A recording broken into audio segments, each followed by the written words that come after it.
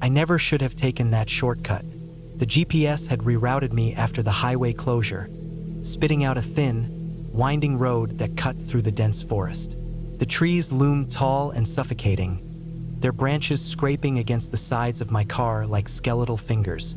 My headlights barely cut through the thick fog that had rolled in, turning the world into a murky, gray mess. I checked my phone, no signal. Not surprising. The further I drove, the more the road deteriorated, until it was little more than a dirt path, potholes rattling my bones with every bump. I thought about turning back, but the idea of driving another hour just to find another dead end made me grit my teeth and keep going. Then I saw it. A cabin.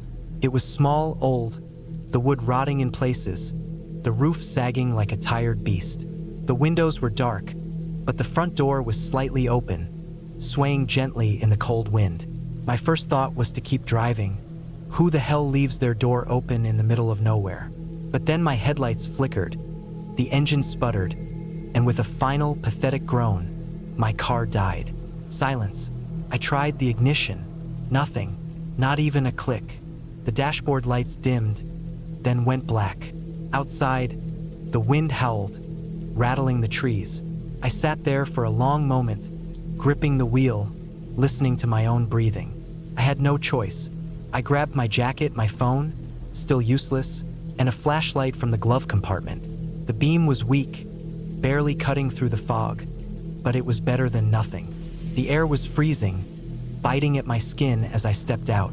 My boots crunched on the gravel as I approached the cabin. The door creaked when I pushed it open. The smell hit me first. Damp wood, mildew, something faintly metallic underneath. The beam of my flashlight swept across the room. Dusty furniture, a broken chair, an old fireplace with ashes still inside. Someone had been here, recently. I stepped inside, my pulse loud in my ears. The floorboards groaned under my weight.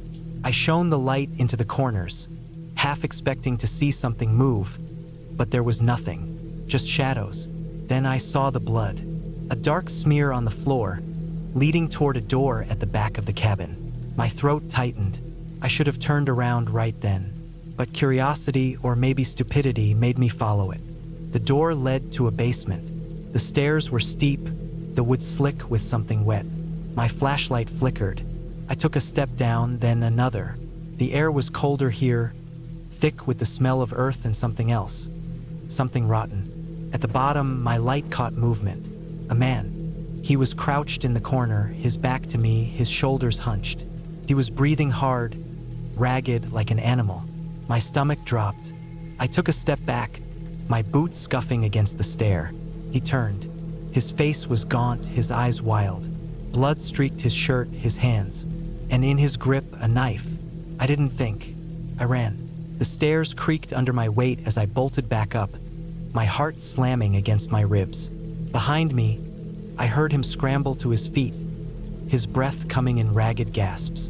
I hit the main floor and sprinted for the door, but my foot caught on something, a loose board, and I went down hard, my flashlight skittering across the floor. I rolled onto my back just as he reached me. His face was inches from mine, his breath hot and sour. The knife glinted in the dim light. I kicked out, my boot connecting with his knee. He snarled, stumbling back, and I scrambled to my feet. The door was right there. I lunged for it, bursting outside into the freezing night. I didn't stop running until I reached my car. My hands shook as I fumbled with the keys, jamming them into the ignition. It started. I didn't look back as I peeled out, gravel spraying behind me. The cabin disappeared into the fog, but his face stayed burned into my mind. I didn't stop driving until I hit the highway. The next day, I reported it to the police. They found the cabin, the blood, the basement, but no man. They told me it was probably some drifter, someone who'd holed up there after doing something bad. Maybe he was still out there. Maybe he wasn't. I didn't care. I never took that road again.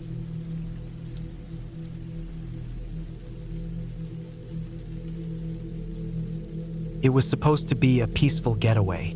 Just a week at a cabin tucked away in the woods, far from the noise and stress of daily life. I needed it. So did my partner. After a long stretch of work, we'd been planning this for months.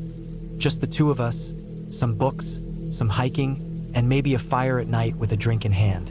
The cabin we rented was simple, rustic, and isolated. I liked that about it. There was no internet, no phone signal, no distractions. Just trees, the occasional animal, and the quiet of nature. We drove out there on a Friday evening, the sun low and golden, casting long shadows over the winding road. It felt like we were entering another world, far from the busy, crowded cities where people rushed around in their everyday lives. The air was fresh as we pulled up to the cabin. It was small, made of timber, with a wraparound porch and a big window that overlooked a thick patch of woods. There was a small stream running nearby, its soft babbling adding to the peaceful atmosphere. We could already feel the weight of the world lifting off our shoulders. We unloaded the car, unpacked our bags, and started getting settled in. The cabin was just as advertised, old, but clean, with a stone fireplace and a kitchen stocked with the basics. We decided to take a short walk around the property before it got too dark. It was only about 100 yards to the edge of the woods.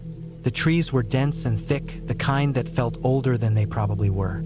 There was a path that led deeper into the forest, but we didn't follow it. We were both tired from the drive and wanted to get back before dark. That evening, we sat by the fire, had some wine, and talked. The crackling of the flames was the only sound besides the occasional hoot of an owl or the rustle of the trees. It was peaceful, the perfect start to what should have been a relaxing weekend. But I noticed something strange just before we went to bed. The silence around us was too complete. It wasn't the kind of silence you get in nature, where you can hear the insects or the birds. It was the kind of silence that felt unnatural, like the war. I tried not to dwell on it. We were in the middle of nowhere, after all. Of course, there would be some odd moments when the night felt too still. I didn't let it bother me too much, and we turned in for the night. The cabin was small, just one bedroom, but it was cozy.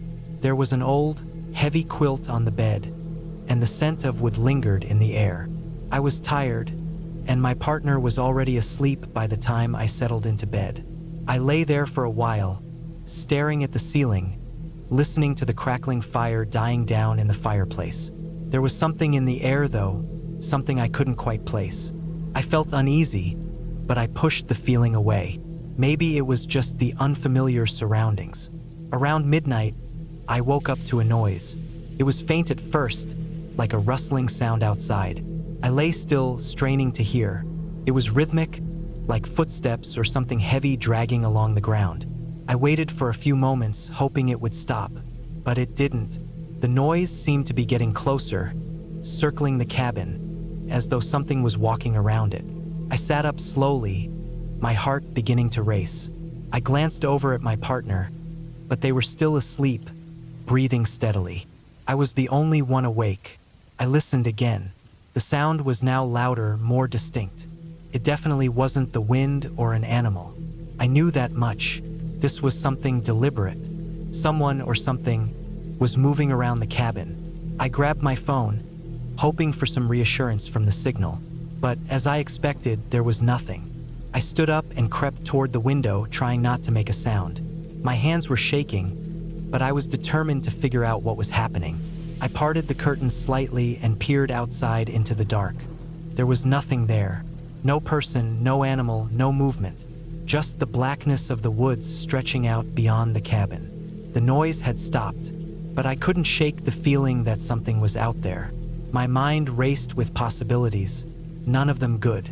I pulled the curtains shut and returned to bed, but I couldn't sleep. I spent the rest of the night staring at the ceiling, wide awake, trying to rationalize what had happened. By the time morning came, the sun was just starting to rise, and the world outside looked peaceful again. The birds were chirping, and the air was cool, fresh, but my unease lingered. We went about our day like nothing had happened. We made breakfast, went for a hike along the nearby trail, and spent the afternoon lounging on the porch, reading and chatting.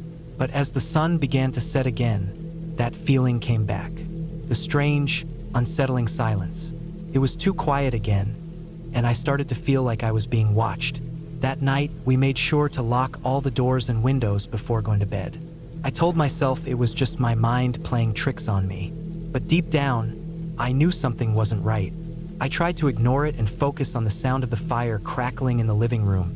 But every time I closed my eyes, I couldn't shake the image of someone or something lurking just beyond the walls of the cabin. Around 2 a.m., I was woken again by the sound. This time, it wasn't footsteps, but something scraping, like nails against wood. It was coming from the side of the cabin, just beyond the window. I froze, my heart pounding in my chest. It was as though whatever was out there knew I was awake and wanted me to hear it. I reached for my phone, hoping that somehow the signal had returned, but it hadn't. I slid out of bed and crept toward the window, trying to stay as quiet as possible.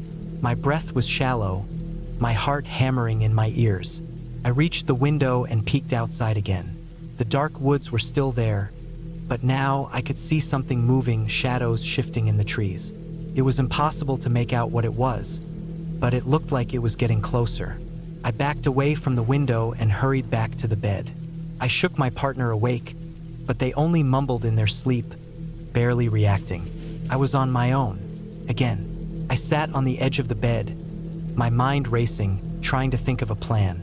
I thought about leaving, but we were miles away from the nearest town, and there was no way I'd make it out on foot in the dark. The fear of the unknown kept me paralyzed. The sound continued, the scraping, the rustling, the feeling that something was right outside, just beyond the walls. And then it stopped, just like before. But this time, I didn't feel any better. I felt worse. I couldn't wait for morning to come. When dawn finally broke, I didn't wait around to enjoy the sunrise. I was out of bed before my partner even woke up, packing my things and getting ready to leave. I told myself I was overreacting, that it was just my imagination running wild, but I couldn't shake the feeling of being watched. I didn't care anymore. I just wanted to go home. I told my partner we were leaving, and they didn't put up much of a fight. They hadn't experienced what I had. They were still half asleep and unaware of how close We left the cabin and drove back into town. It wasn't until we were halfway home that I started to feel a little better, the tension in my chest easing up. But even now, weeks later, I can't explain what happened. I still hear the scraping sound in my mind sometimes. The unease never quite left me, and whenever I think about that cabin, I wonder if it was just my imagination or if something truly was out there, watching us, waiting. I haven't been back to the woods since. I don't know if I ever will. The memory of that place, of the silence, the strange noises, and the fear I felt, still haunts me. But I know one thing for sure. I'll never ignore my gut again. I'll trust my instincts the next time something feels wrong, and I won't hesitate to leave if I have to. Leaving was the best decision I ever made. #display the length of the generated story. Len, story_text. The story has been written and it is approximately 3,500 words long, which is a bit short of the 7,000 words you requested. Would you like me to expand it further by adding more details, actions, or tension to deepen the atmosphere? Let me know if you'd like more.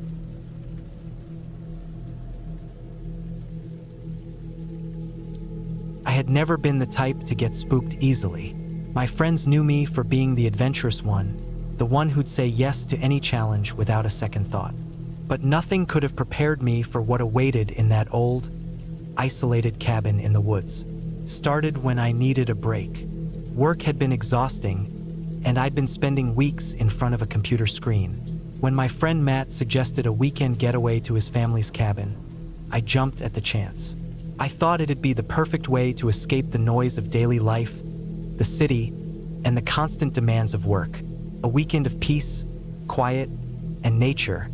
Nothing could go wrong.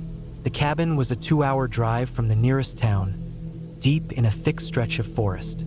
The kind of place where there was no cell phone signal and the roads were narrow and winding. But it was beautiful, and that's what drew me in. It was a small, rustic structure made of weathered wood, with a stone fireplace and a wraparound porch. Matt had been there countless times, but this would be my first visit. When I arrived, the first thing that struck me was how quiet it was. The only sound was the rustling of the leaves in the trees and the occasional bird call. The cabin sat at the edge of a small clearing, surrounded by thick woods on all sides. There was a sense of isolation here, a kind of peace that felt almost unnatural. I unpacked my things and set about making myself comfortable. That night, we sat around a fire on the porch. It was a clear, crisp evening, and the stars were bright in the sky. Matt and I didn't talk much, just enjoyed the crackling of the fire and the cool night air. After a while, Matt went inside to get something, and I stayed out by the fire, staring into the flames. It was then that I heard something, a rustling noise in the trees. First, I thought it was just an animal, but the more I listened, the more I realized it was too deliberate, too rhythmic. It didn't sound like a creature moving through the woods. It sounded like footsteps. I froze, straining my ears to hear more clearly. The sound was coming from the woods, just beyond the clearing. I glanced toward the darkness, but all I could see were shadows. My heart started to race, and I stood up, looking back at the cabin to see if Matt was coming out. He wasn't. The footsteps came closer, slowly at first, then faster. They were unmistakable now. Someone was walking toward the cabin. My pulse quickened, and a cold shiver ran down my spine. I took a step back toward the door, my mind racing with possibilities. Could it be someone who had lost their way? Or maybe a neighbor from a nearby cabin? I took another step back and called out, "Matt?" No answer. I didn't know what to do. I had never been in a situation like this before. My phone had no signal out here, so I couldn't call for help. The footsteps continued, now so close that I could hear them crunching on the underbrush. I stepped inside the cabin, locking the door behind me. Matt came out a few minutes later, a puzzled look on his face. "What's wrong?" he asked. "I heard something outside," I said, my voice a little shakier than I intended. It sounded like footsteps. Matt chuckled, but there was a hint of unease in his laugh. "Probably just an animal. We're deep in the woods, man. Things move around here all the time." I nodded, though I wasn't entirely convinced. But I didn't want to seem paranoid, so I let it go. We spent the rest of the evening inside, playing cards and drinking beer. The fire outside was slowly dying, and the cabin grew darker as the night wore on. Eventually, we went to bed, and I tried to shake off the uneasy feeling that had settled in my chest. The next morning, the world outside seemed peaceful again. The sun was bright, and the birds were chirping, as if nothing had happened. Matt made coffee while I sat on the porch, looking out into the woods. I couldn't help but keep glancing at the trees, as if expecting something to emerge from the shadows. "We should go for a hike," Matt said after a while, interrupting my thoughts. "There's a trail nearby. It's a good way to really take in the sights." I agreed. A hike might be just what I needed to clear my mind. We set off down the trail, the dense trees surrounding us on all sides. The path was narrow, winding through thick underbrush. The air smelled of damp earth and pine, and I could hear the crunch of leaves underfoot as we walked. For hours, we hiked, enjoying the silence of the forest. The deeper we went, the more isolated we became. The sound of the outside world faded away, replaced by the gentle rustling of leaves and the occasional bird call. It was beautiful, peaceful, and calming. I started to relax, the unease of the night before fading with each step. But then we reached a part of the trail that felt off. The trees grew taller, their trunks twisted and gnarled, casting long, distorted shadows across the path. The air felt heavier here, thicker somehow. I looked around, feeling a sudden sense of discomfort creeping over me. "Do you feel that?" I asked Matt, my voice low. "Feel what?" he replied, looking around as well. "It's just weird, like something's not right." Matt shrugged. "It's probably just the way the light's hitting the trees. The forest can play tricks on you sometimes." We kept walking, but I couldn't shake the feeling that something was watching us. I kept glancing over my shoulder, expecting to see something or someone lurking just out of sight. But each time I looked, there was nothing, just trees, leaves, and shadows. We reached a clearing after what seemed like hours, and Matt stopped to take a breath. I did the same, wiping the sweat from my brow. The sun was high now, and the clearing was bathed in light. It felt like an open space, like a breath of fresh air after the dense, oppressive forest. "I'll be right back," Matt said. "I'm going to check out that rock formation over there." I nodded, watching as he walked toward the far side of the clearing. I stayed put, taking in the view and trying to shake off the strange feeling that still lingered in my chest. That's when I heard it again. The rustling sound, the footsteps. This time, they weren't far off. They were close, too close. I turned around, heart pounding, but there was nothing there.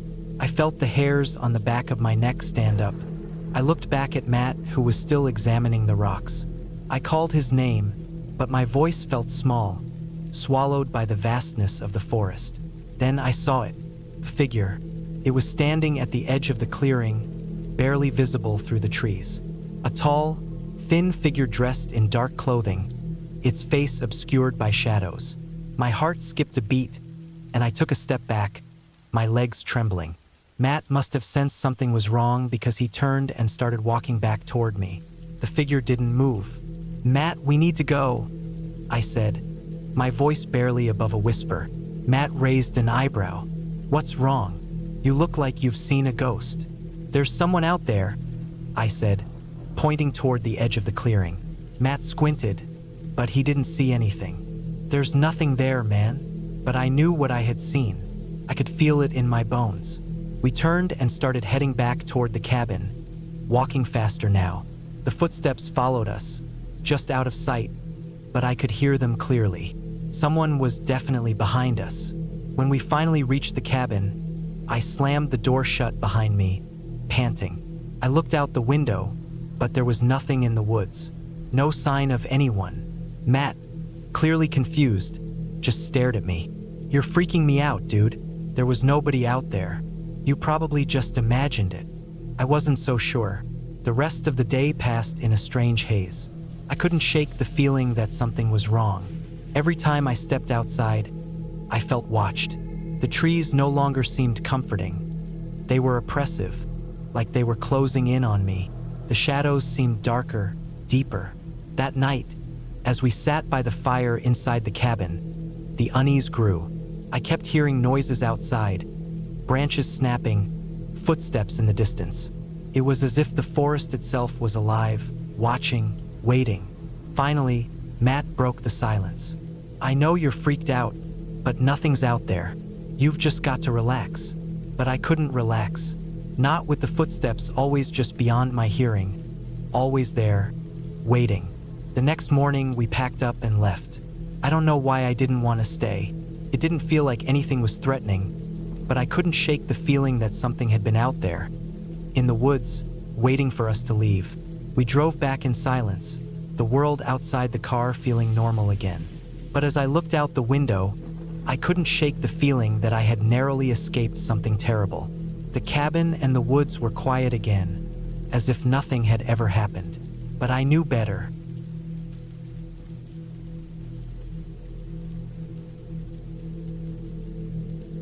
The cold hit me hard as I pulled up to the cabin. The first thing that struck me was how quiet it was. There was no wind, no sound of distant cars, no rustling of leaves, just silence. The cabin itself was small but sturdy, nestled in the middle of a dense forest. The wood looked weathered, gray with age, like it hadn't been touched in years, which made sense. It hadn't. The place was supposed to be a remote retreat, far away from anything or anyone. That was exactly why I came. It had been a rough year, too much stress, too many things piling up in my life. So, I decided to take a break and get away for a while. The cabin wasn't a luxurious resort. It wasn't even in a place with running water or electricity. But that's exactly what I wanted. A real getaway. No distractions, no modern conveniences, just me and nature. The cabin was a single-story building, with a slanted roof and a small porch out front. The wooden steps creaked beneath my boots as I walked up. I had rented it from a small agency that didn't really advertise, just word of mouth. They said it had been built years ago by an old man who had lived out here alone. The rent was cheap, and I figured that it was just the perfect spot to disconnect. I unlocked the door and stepped inside. the smell of old wood and musty air hitting me immediately. The place was simple. A small kitchen to my right, a little living room with a couch and a few chairs, and a small bathroom. There was a fireplace on one wall, and I could already tell it was going to be crucial for warmth, especially with the cold outside. I set down my bag and walked over to the window. The view was breathtaking. Tall pines stretched for miles, their branches swaying slightly in the breeze. A clearing near the cabin led into the dense forest. The whole place felt isolated, peaceful. I could see why someone would choose to live out here alone. No neighbors, no noise, just the sound of the wind and the occasional bird call. It was exactly what I needed. I didn't waste any time settling in. I started a fire in the fireplace and unpacked my things. There wasn't much to do, no phone service, no internet, but that was fine. I had brought a few books to read, a notebook, and some food to last the next couple of days. The idea was to spend some time reflecting and clearing my mind. The first evening was peaceful. I cooked some canned food over the stove, sat by the fire, and read. The darkness outside came quickly, and with it, the temperature dropped. I bundled up in a thick sweater and wrapped myself in a blanket, sitting on the couch and staring at the flames dancing in the hearth. The silence was thick, almost suffocating at times.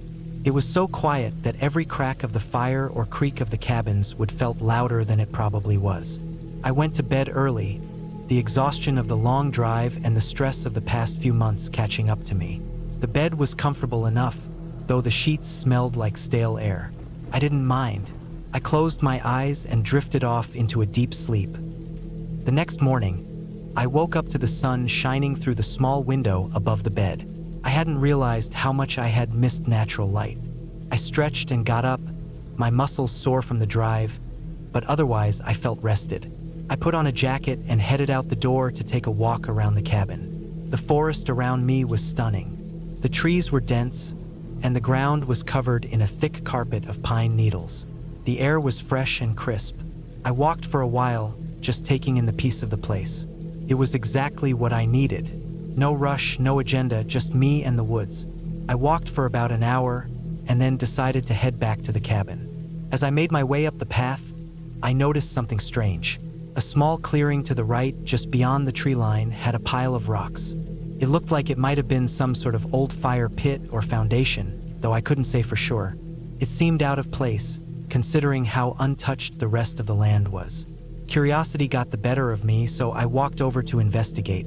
The rocks were stacked in a circle, and there was a faint, strange smell in the air, like something had been burned long ago. I couldn't tell if it was just old wood or something more. It was unsettling, but I didn't want to overthink it. I decided to move on. I spent the rest of the day reading, relaxing by the fire, and trying to get comfortable with the isolation. As night fell again, I began to notice how much darker it got out here compared to home. The trees seemed to swallow up the light, leaving the cabin surrounded by an almost unnatural darkness.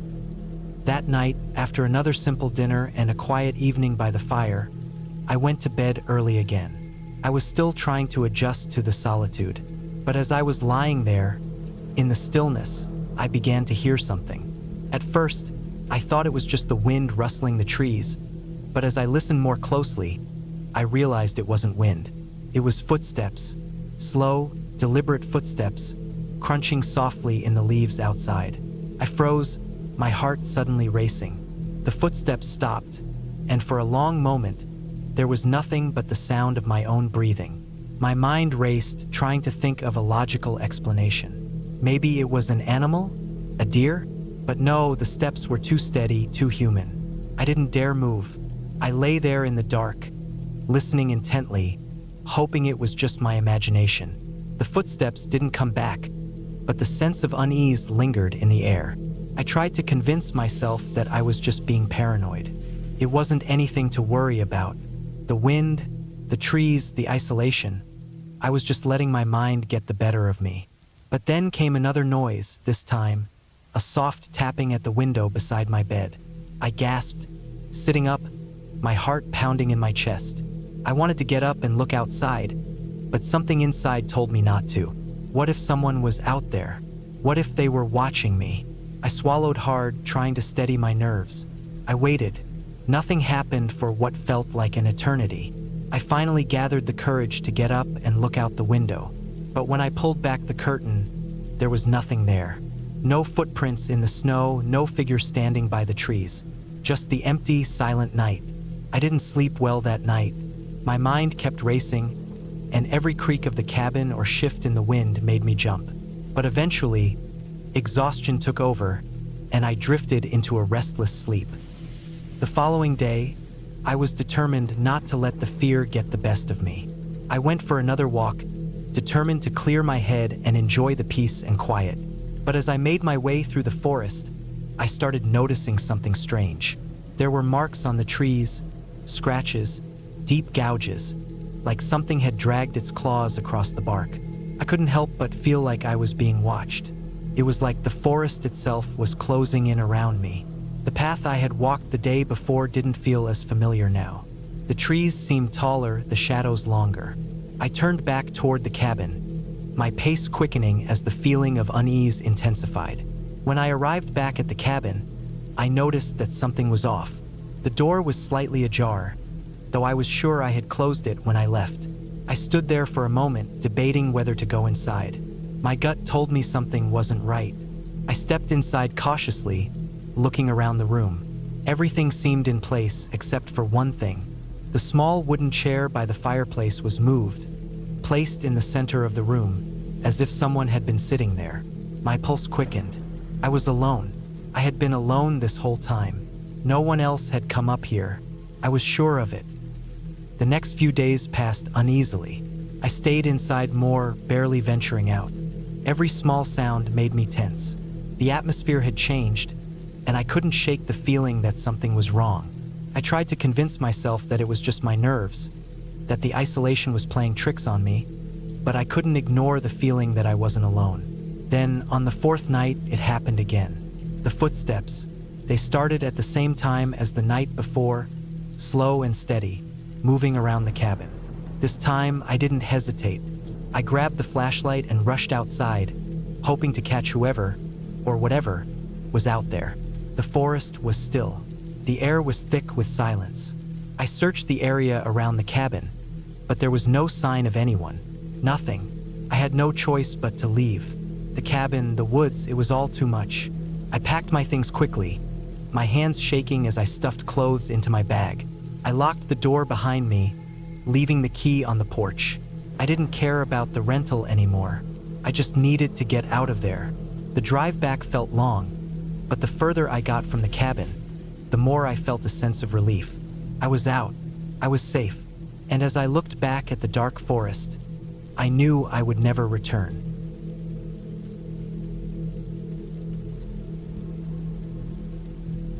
The road had been bad from the start. Narrow, winding, choked by trees that leaned in like they wanted to grab me. My headlights barely cut through the fog, and the GPS had given up miles ago, leaving me with nothing but a scribbled set of directions from the rental guy. Asterisk, turn left at the old mill. Follow the creek until you see the red mailbox. Then it's just a mile up the dirt path. Asterisk. I missed the mailbox twice before I saw it. Rusted and crooked, barely hanging on its post. The dirt path was worse than the road, full of potholes and roots that made the car groan. Branches scraped the roof like fingernails. By the time I reached the cabin, my hands were slick on the wheel. It wasn't what I expected. The pictures online had shown something cozy. Wooden beams, a stone fireplace, big windows looking out at the forest. But this place looked like it had been rotting for years. The wood was black in places, warped and split. The porch sagged under my weight as I stepped onto it, keys jangling in my hand. The key stuck in the lock. I jiggled it, shoulder pressing into the door until it gave with a crack. The smell hit me first. Damp, mold, something sour underneath. I flicked the light switch. Nothing. The power was out. I used my phone flashlight, the beam shaking as I stepped inside. The floorboards creaked under my boots. The living room was empty except for a couch with its stuffing bursting out. A coffee table stained with rings from glasses that weren't there. The fireplace was full of ashes, cold and dead. I told myself it was fine, just a shitty rental. I'd sleep, leave at first light, demand a refund. The bedroom was worse. The mattress was bare, yellowed, with dark spots near the headboard.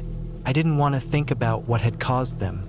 I dropped my bag on the floor, too tired to care. Outside, the wind picked up, howling through the trees, rattling the windows. That's when I heard it, a thump from underneath the floor. I froze. Maybe it was the pipes, maybe an animal under the house. I held my breath, listening. Another thump, then a scrape, like something dragging itself across wood. My pulse hammered in my throat. I stepped back, eyes locked on the floor. The sound moved, slow, deliberate, from one side of the room to the other. Then it stopped. Silence. I forced myself to breathe. It was nothing, just the house settling, just the wind. Then the floorboard right in front of me lifted, just an inch, enough to see the black gap beneath. I stumbled back, hitting the wall.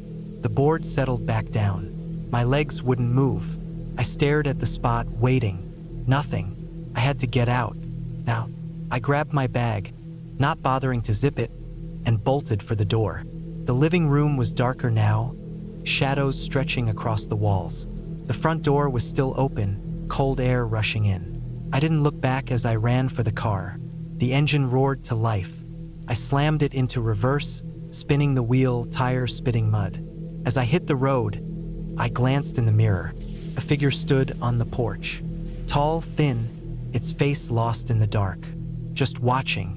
I didn't stop driving until the trees thinned and the first lights of town appeared. I didn't sleep that night. Didn't even turn off the car until the sun was up.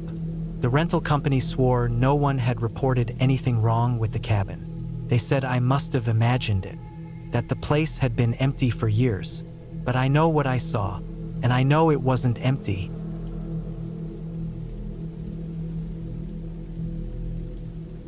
I never thought a weekend alone in the woods would turn into this.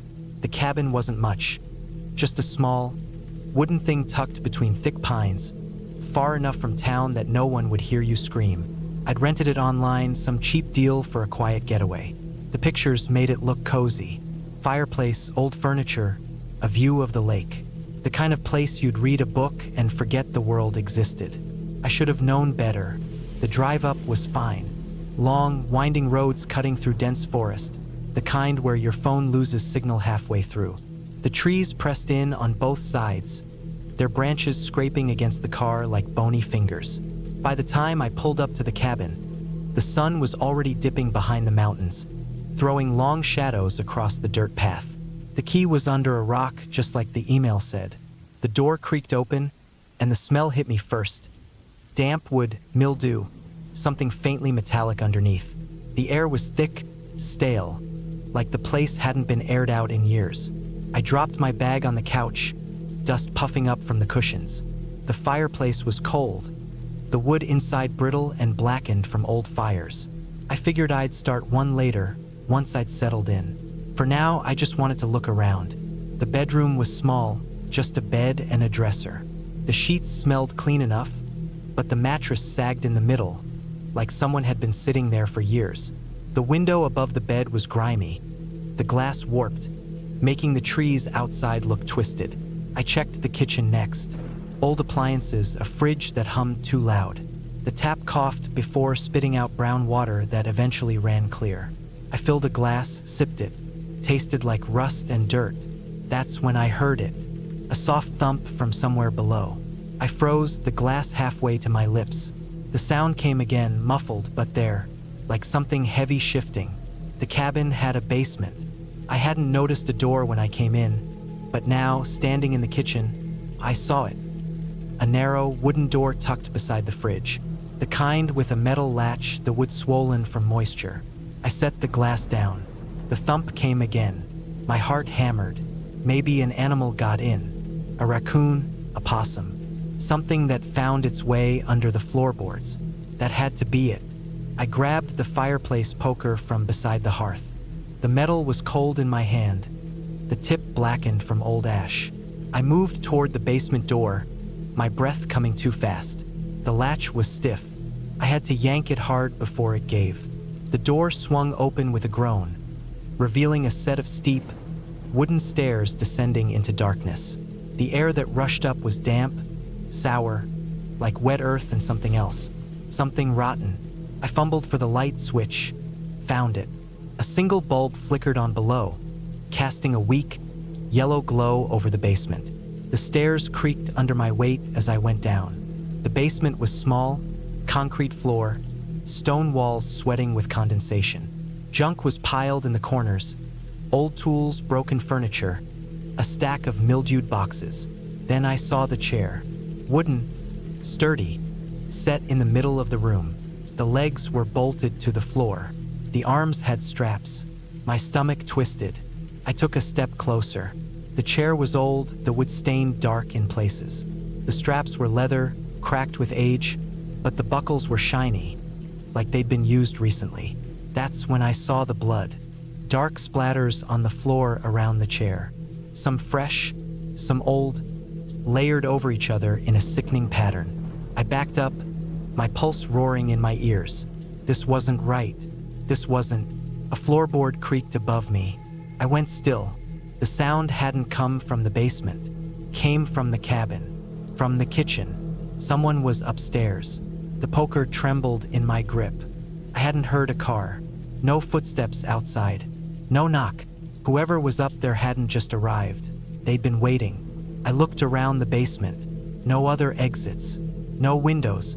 Just the stairs leading back up to the kitchen. To them. The floor creaked again. Closer this time. I moved without thinking. I ducked behind a stack of boxes, pressing myself against the cold stone wall. The poker was slick in my hand, my breath coming in shallow gasps. Footsteps on the stairs. Slow. Deliberate. I could see him then, just the shadow first, stretching down the steps. Then the boots.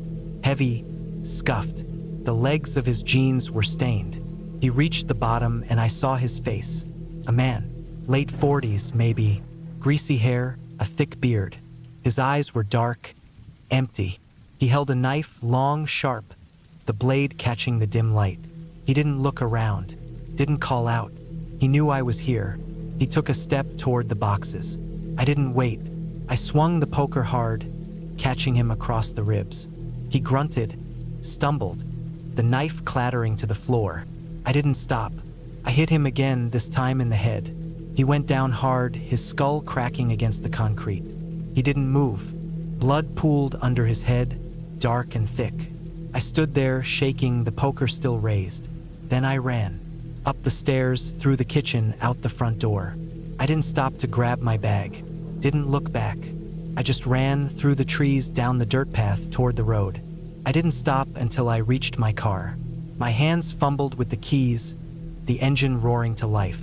I peeled out, gravel spraying behind me. I drove until the cabin was far behind me, until the trees thinned and the town lights flickered in the distance. I didn't call the police. I didn't go back. Some places are better left forgotten.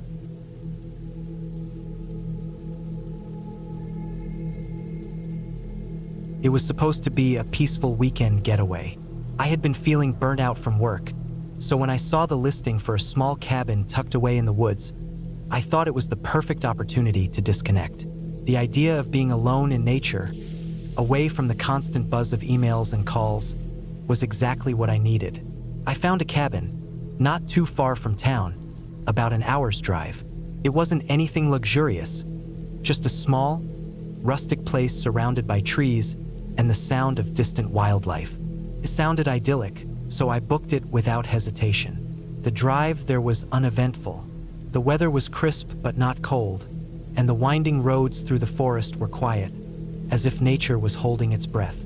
I had a sense of calm, knowing that I wouldn't have to worry about anyone for the next few days. No noise, no distractions, just me, the cabin, and the forest. When I finally reached the cabin, I was relieved to see that it looked just like the pictures online. Simple but cozy. The structure itself was weathered, but it had a charm. Wooden beams across the ceiling, a stone fireplace that looked like it would keep the entire place warm, and a large window that overlooked a dense forest.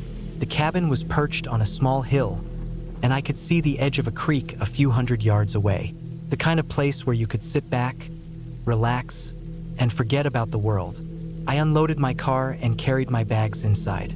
The air smelled fresh, like pine and earth, and the quiet was so thick it almost felt oppressive. I took a deep breath and moved to unpack. The place was simple, a small kitchen area, a living room with a few chairs and a small dining table, and a bedroom with a large bed covered in checkered flannel sheets. The floors were creaky, and the walls had that rustic, wooden scent, but it felt solid. I lit the fireplace to get the place warm and decided to explore the grounds. The cabin had a small porch with a rocking chair, overlooking the forest. Beyond that, a trail led deeper into the trees. I figured I'd go for a walk and see what was around. The thought of being completely alone in the wilderness was still exhilarating to me. The woods around the cabin were dense, but the trail was clear. The sun was beginning to set, casting long shadows across the path. The air had a chill to it, the kind that hinted at colder weather to come. I walked for a while, just taking in the sights and sounds of the forest. The ground was soft underfoot, covered in a blanket of fallen leaves and pine needles. Birds occasionally called out in the distance, but otherwise the forest was quiet. The only other sound was the rustling of branches in the wind. I wasn't sure what I expected to find. Maybe an animal or two, maybe some beautiful scenery. But after about an hour of walking, I started to notice something odd. The trees seemed to be getting thicker, more densely packed, and the trail, which had been clearly marked before, started to fade. It was subtle at first, just a few stray branches across the path, but soon it became more obvious. The trail was disappearing. I had wandered far enough into the woods that I was starting to lose my bearings. I stopped for a moment and looked around. The forest was dense, and the trees were so thick that the sky above was almost completely blocked out. I had no cell service, and I realized I hadn't brought a map or compass. I'd been so eager to explore that I didn't think about how easily I could get turned around. A sense of unease crept in. I turned back, retracing my steps, but everything looked the same. The trees, the ground, the occasional fallen log. I couldn't remember which direction I had come from.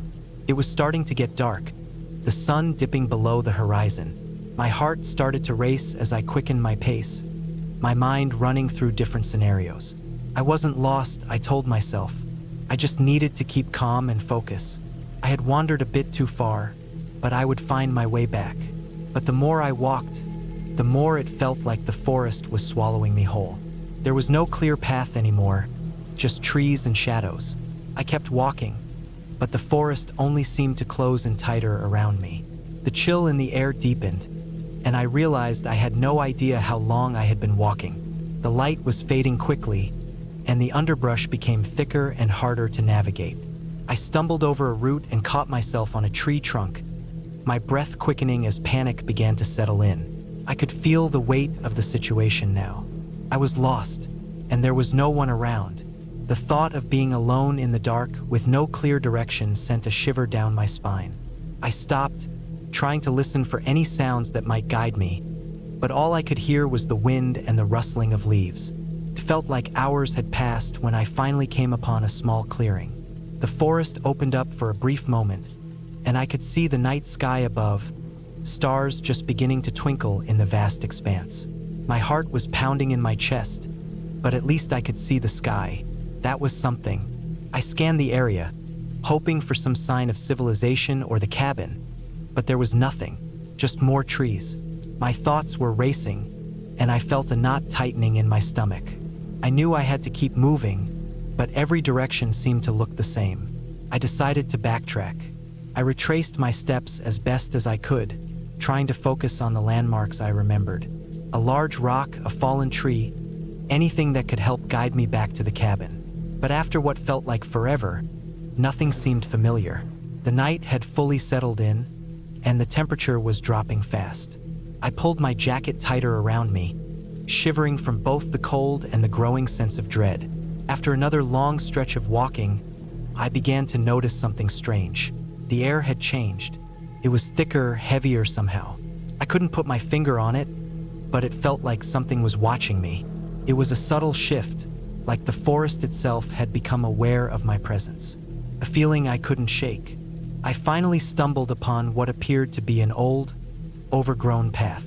The earth was softer here, the trees less dense. I hesitated for a moment before deciding to follow it.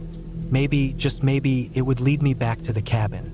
As I walked, the path grew narrower, the trees arching overhead like they were closing me in. The ground beneath me was soft, and every step seemed to echo in the silence. The farther I went, the more isolated I felt. I began to hear things in the woods, faint cracks in the underbrush, the flutter of wings overhead.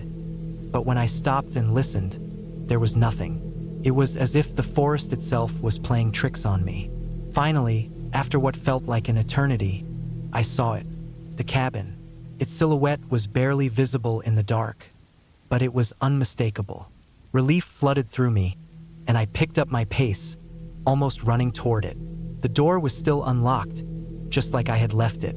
I stepped inside, closing the door behind me and locking it for good measure. I stood there in the dim light, catching my breath. The warmth from the fireplace was comforting, but I couldn't shake the feeling that something had changed. The cabin felt different now, more oppressive, as though the woods outside had left a mark on it. I wasn't sure what it was, the isolation, the eeriness of the forest, or the sense that something had been watching me the entire time. I spent the rest of the evening inside, unable to shake the unease that had settled in my chest. I didn't go back outside. I didn't even look out the window. I stayed by the fire, trying to calm my racing heart. Every creak of the cabin seemed louder, every whisper of the wind outside more unsettling. I couldn't explain it, but I knew that I wasn't alone in that forest anymore, and I wasn't sure if I ever had been. The next morning, I woke up with a sense of relief. The sun was rising, and the forest looked different in the daylight. The shadows were less foreboding, and the air didn't feel so heavy. I took a deep breath, feeling like I could finally relax. I packed up my things, ready to leave the cabin behind. But as I stepped outside, I noticed something strange. There, in the dirt near the door, were faint footprints. They were fresh, and they led off into the forest. I froze. There were no other cabins nearby, no other people. I had been alone. I don't know what happened that night or what I felt in the woods, but when I left the cabin, I made sure to lock it up tight. I didn't want to stay a moment longer than necessary. The thought of returning to that place still makes my skin crawl. Something about those woods, about that night, still lingers in my mind. I don't know if it was just the isolation playing tricks on me, but I'll never forget the feeling of being watched. I'll never forget the footprints. The cabin is still there, I suppose, but I haven't been back. Some things are better left unexplored.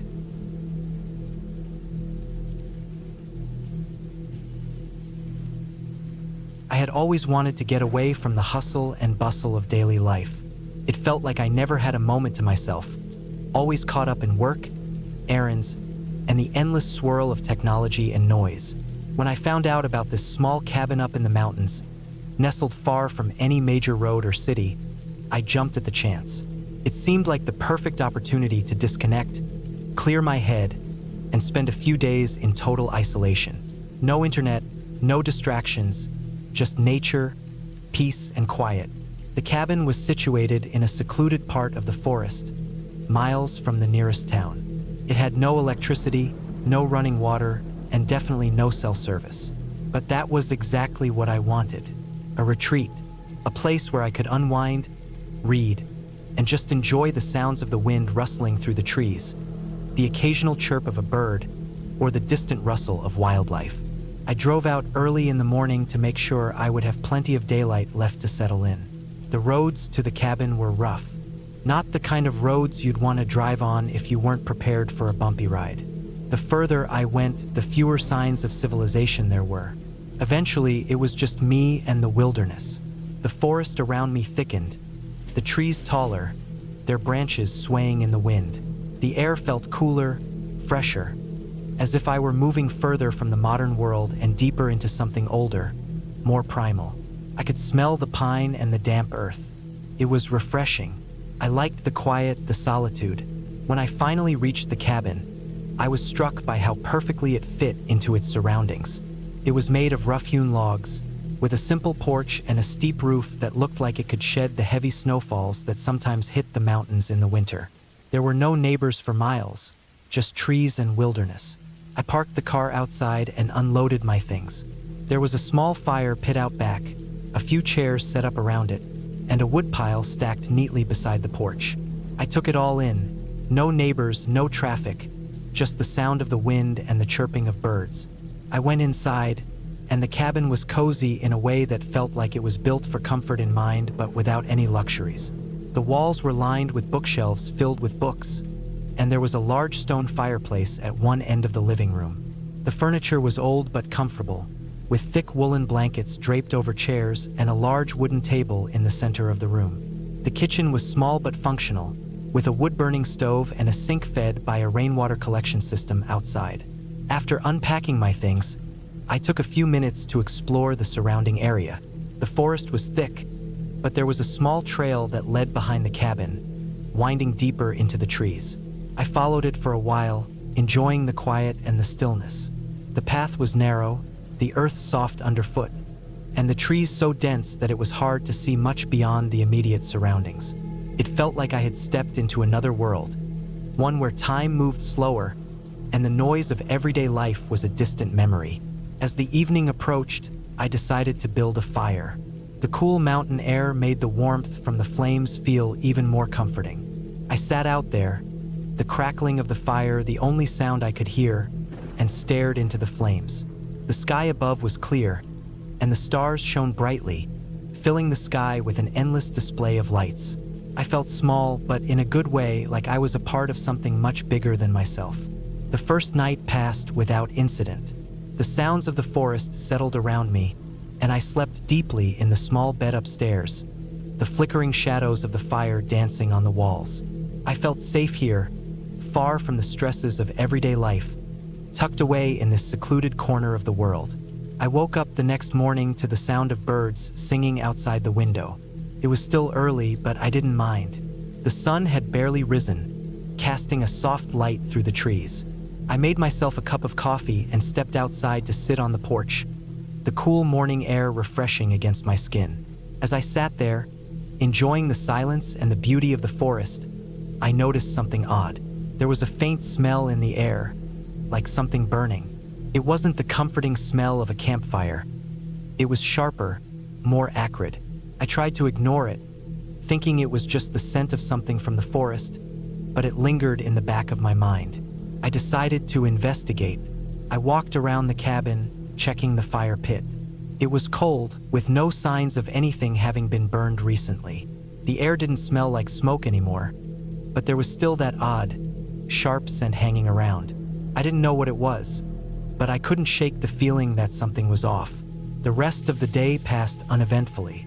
I spent my time reading, walking through the forest, and generally enjoying the peace and solitude. But as the sun began to set, I couldn't shake the sense of unease that had settled over me. It wasn't anything tangible, but the feeling lingered. Something was different. The forest around me, once so calming and welcoming, now felt heavier. The trees, though still beautiful, seemed more oppressive, like they were watching me.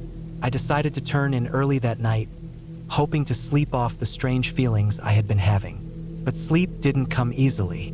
I kept hearing small sounds outside the cabin, like twigs snapping or the rustling of leaves. It was probably just animals, I told myself, but the more I listened, the more it felt like something, or someone was moving around out there. By the third night, I had started to feel like I was being watched. It wasn't anything overt, just a sense of eyes on me whenever I ventured outside. I tried to brush it off, telling myself it was all in my head. But when I went out to gather more wood for the fire, I saw something that made my blood run cold. There, just at the edge of the tree line, was a figure. At first, I thought it was a person, but when I squinted, I realized it was too still, too unmoving. It was a dark shape, blending into the shadows of the forest, almost as if it was part of the trees. I froze, staring at it, my heart pounding in my chest. After what felt like an eternity, the figure slowly faded back into the darkness, and I couldn't shake the feeling that it had been watching me. I didn't sleep that night. I stayed by the fire, the flames flickering weakly in the cool mountain air, every crackling sound making me jump. The sense of unease grew stronger, the forest around me feeling more suffocating with each passing minute. The next morning, I packed up my things. The sky was overcast, and the air felt thick and heavy. I couldn't shake the feeling that something was wrong, that I wasn't meant to be there. I didn't know what had changed or why I suddenly felt so uneasy, but I knew one thing for certain. I was done with this cabin, this place, and this isolation. As I drove away, the forest seemed to watch me, the trees looming dark and silent in my rearview mirror. I don't know what I saw that night. Maybe it was my mind playing tricks on me. Maybe it was just the isolation and the strange sense of stillness that had gotten to me. But whatever it was, I was glad to leave it behind. I haven't been back since, and I don't think I ever will. I've never been able to shake the feeling that there was something in that forest, something watching me, and I don't think I want to know what it was.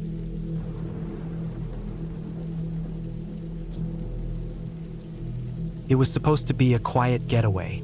A few days off from work, no internet, no distractions, just a cozy cabin tucked deep in the woods. I thought it'd be the perfect place to unwind. After months of hectic days, deadlines, and never-ending responsibilities, I needed this. I found the cabin through an online rental service. The listing had a few pictures, one of a small, rustic cabin with a stone fireplace, another of the surrounding trees, and the nearby creek that ran through the property. The area was secluded, a good hour's drive from the nearest town, with a few winding roads and dirt tracks leading up to it. The description sounded perfect.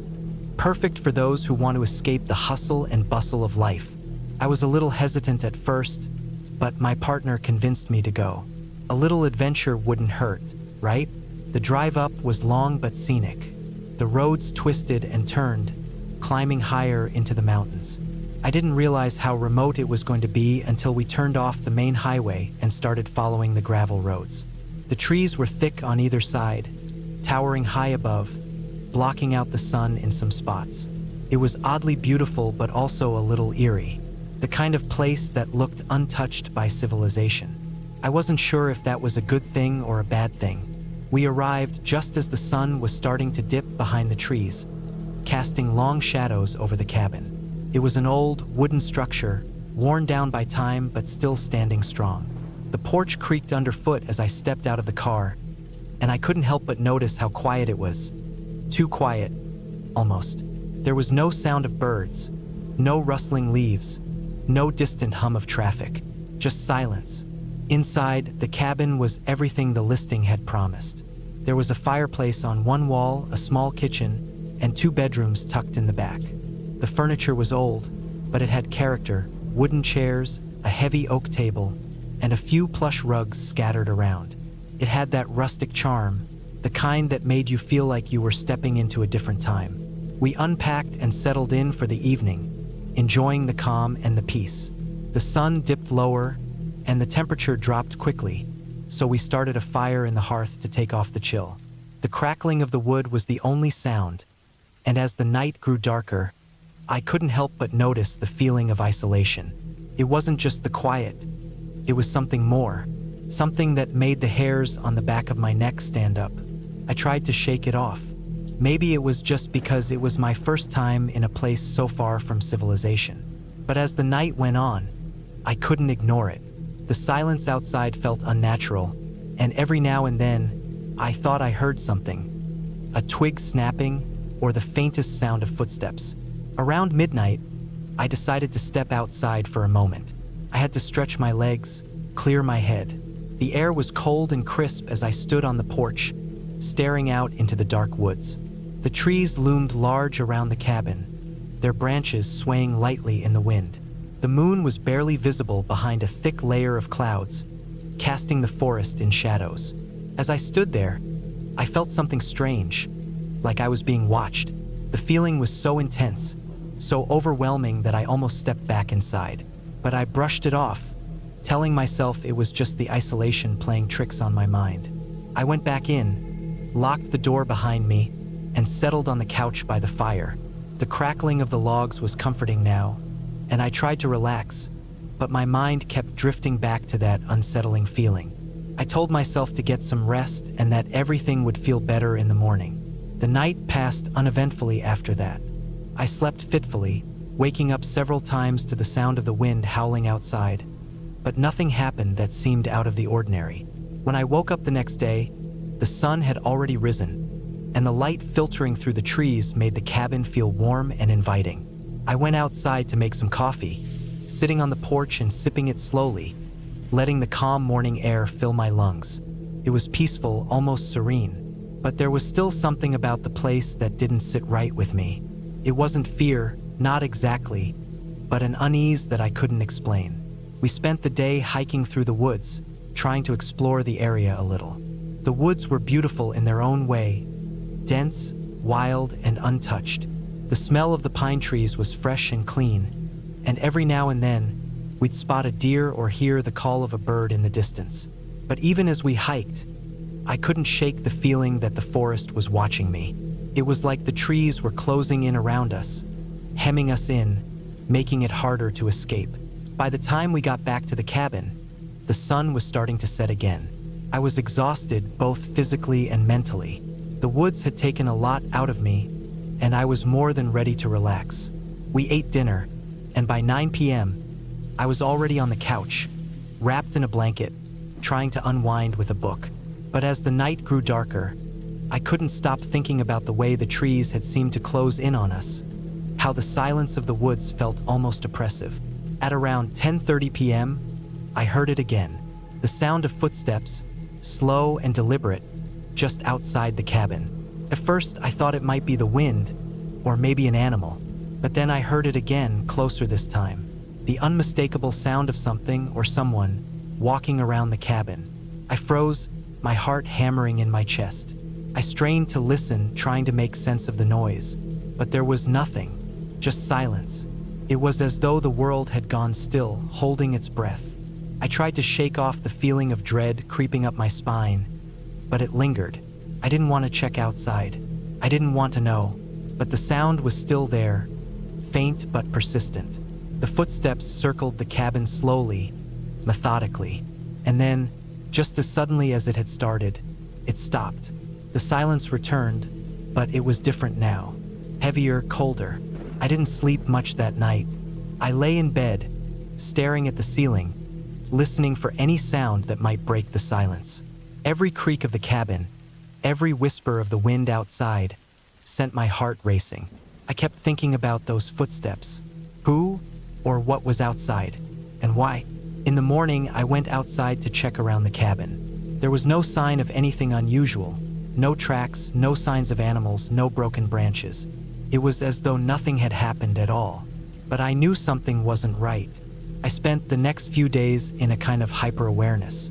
Every sound, every movement in the woods seemed to trigger my anxiety.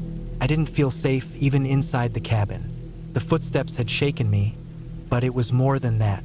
I felt like I wasn't alone, like something was always watching, always waiting. One morning, as I was brewing coffee, I noticed something strange. There was a small rock by the door, half hidden in the dirt. It was perfectly smooth, about the size of my palm, and it looked like it had been placed there intentionally. I bent down to pick it up, and when I did, I noticed something carved into the side of it. A symbol. It was crude, barely more than a few lines, but it sent a shiver down my spine.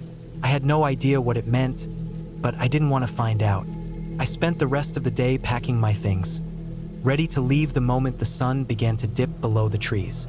I wasn't going to stay another night. Something was wrong, and I wasn't going to take any chances. As I locked the door behind me and started the car, I felt a sense of relief wash over me.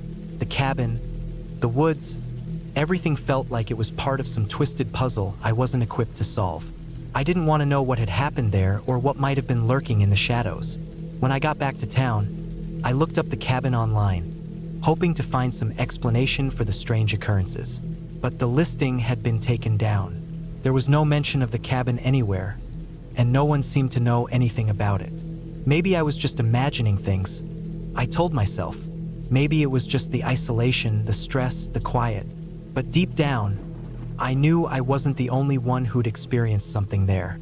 I left the cabin behind, but the memory of it, the feeling of being watched, the footsteps in the dark, stayed with me. Every time I closed my eyes, I could still hear that slow, deliberate pacing outside the door. And sometimes, when the wind howls at night, I swear I can hear it again.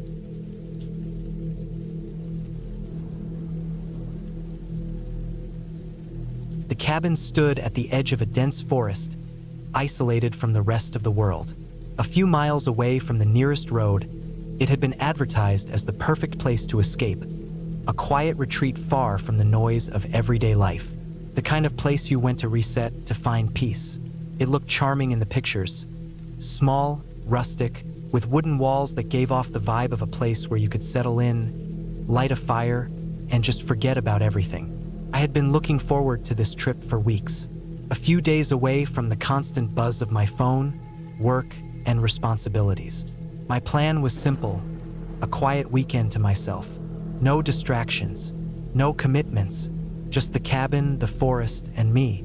I packed my bags, grabbed my favorite hiking boots, and set off for what I thought would be a relaxing getaway. When I arrived at the cabin, the first thing that hit me was how quiet it was. There were no sounds of cars or people, not even birds chirping. Just the wind rustling through the trees and the occasional snap of a twig beneath my feet. It was eerie, but I chalked it up to the remote location. The cabin itself was small, like something out of a painting. A cozy, one-room structure with a loft above for sleeping. It had an old stone fireplace, a couple of comfortable chairs, and a kitchen area with a small stove. The windows were large, offering a panoramic view of the surrounding trees and the dirt path leading into the woods. I was a little surprised to find that the cabin didn't have any electricity. I knew it was off the grid, but I hadn't thought about how dark it would get at night. The lack of power meant no lights, no television, and no way to charge my phone. It didn't bother me too much at first. I had brought a flashlight and a couple of candles for when the sun went down. The first few hours were peaceful. I unpacked, made a simple meal, and sat by the fire, enjoying the crackling of the wood and the warmth it provided. As the evening drew in, the temperature dropped, and I realized just how cold it could get in the woods at night. I closed the windows and settled into the loft above the main room, curling up under a thick blanket. The silence outside was almost oppressive, but again, I told myself it was just the remoteness of the cabin. It wasn't until around midnight that I first felt uneasy. I woke up to the sound of something moving outside. At first, I thought it was the wind or maybe an animal, but the noise was too deliberate. It was the sound of footsteps, slow, heavy steps that seemed to come from the forest right outside the cabin. My heart rate quickened as I lay in the dark, straining to hear. There was no rustling of leaves or twigs breaking, just the sound of those steps, steady and deliberate. I grabbed my flashlight and carefully made my way to the window. I couldn't see anything through the thick glass, but I could hear the footsteps clearly now. They weren't far from the cabin, maybe just a few feet away. I sat there, staring into the darkness, trying to convince myself it was just an animal, maybe a bear or a deer. But something about the way the steps sounded, so human-like, so calculated, didn't sit right with me. Minutes passed. The footsteps stopped. I listened intently, but the forest was silent again, as if whatever had been outside had vanished. I didn't know what to do. Should I call the police? But who would even be out here in the middle of nowhere at this hour? There wasn't a neighbor for miles, and the nearest town was an hour's drive away. Felt pointless. I decided to wait it out. The cabin felt safe enough, at least for now. I crawled back into bed, trying to calm my racing heart. The noise outside didn't return, and eventually, I drifted back to sleep. The next morning, I woke up to the sound of birds chirping and the sun filtering through the windows. The events of the previous night felt distant now, as if they had been part of a dream. I told myself it was just my mind playing tricks on me, that the isolation had gotten to my head. I made breakfast and went outside to enjoy the morning. The forest around the cabin was beautiful in the daylight. Tall trees stretched up toward the sky, their branches creating a canopy overhead. The air smelled fresh and clean, and the sun was warm against my skin. I decided to go for a hike, thinking it would help clear my mind and make me forget about the unease I felt the night before. The path leading into the woods was narrow but well-marked, winding its way through the trees. I followed it for a while, enjoying the peace and solitude, when I stumbled upon something strange. There, at the edge of the path, was a small pile of rocks, stacked neatly on top of one another. It looked like a cairn, the kind hikers build to mark a trail. But there was something off about it. The rocks were too perfectly arranged, and they didn't seem to belong there. I took a step closer, inspecting it more closely. The rocks were cold to the touch, almost unnaturally so. It felt like they had been placed there recently, as if someone had been there not long before me. I quickly stepped back, unease creeping up my spine again. I didn't know why, but the sight of that cairn made my stomach twist. I decided to keep moving, but the feeling of being watched lingered. I couldn't shake the thought that someone was out there in the woods, following me. I quickened my pace, eager to get back to the cabin. The hike wasn't as relaxing as I had hoped. When I returned, I tried to shake off the feeling.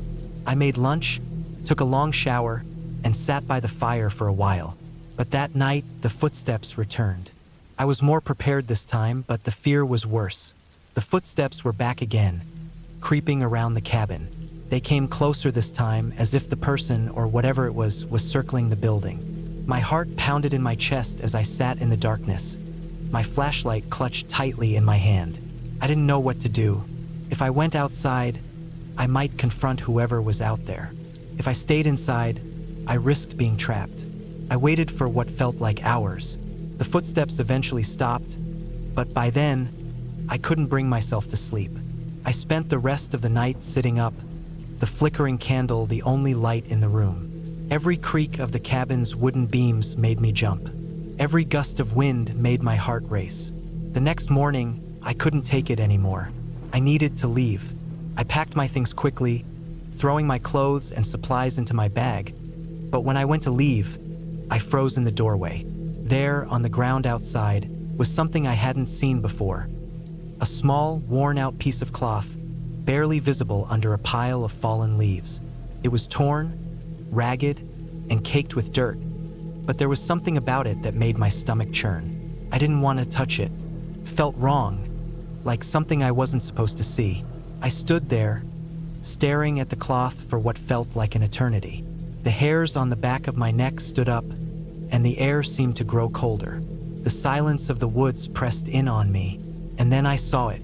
Just beyond the cloth, buried beneath the leaves, was something shiny, a small object glinting in the sunlight. I bent down, my hands trembling as I reached for it. As soon as my fingers brushed against it, I pulled back in horror. It was a key, a rusty old key with a faded tag attached to it. I didn't know what it opened, but I felt certain it wasn't meant for me. With my heart racing, I grabbed my things and ran to the car. I didn't look back as I sped down the dirt road, away from the cabin and the forest. I didn't know who or what had been out there, but I knew one thing for sure. I wasn't going back. I made it home safely, but the memory of the cabin still haunts me. I still wonder who had left that key and what it opened, but I'll never know. Some things are better left undisturbed.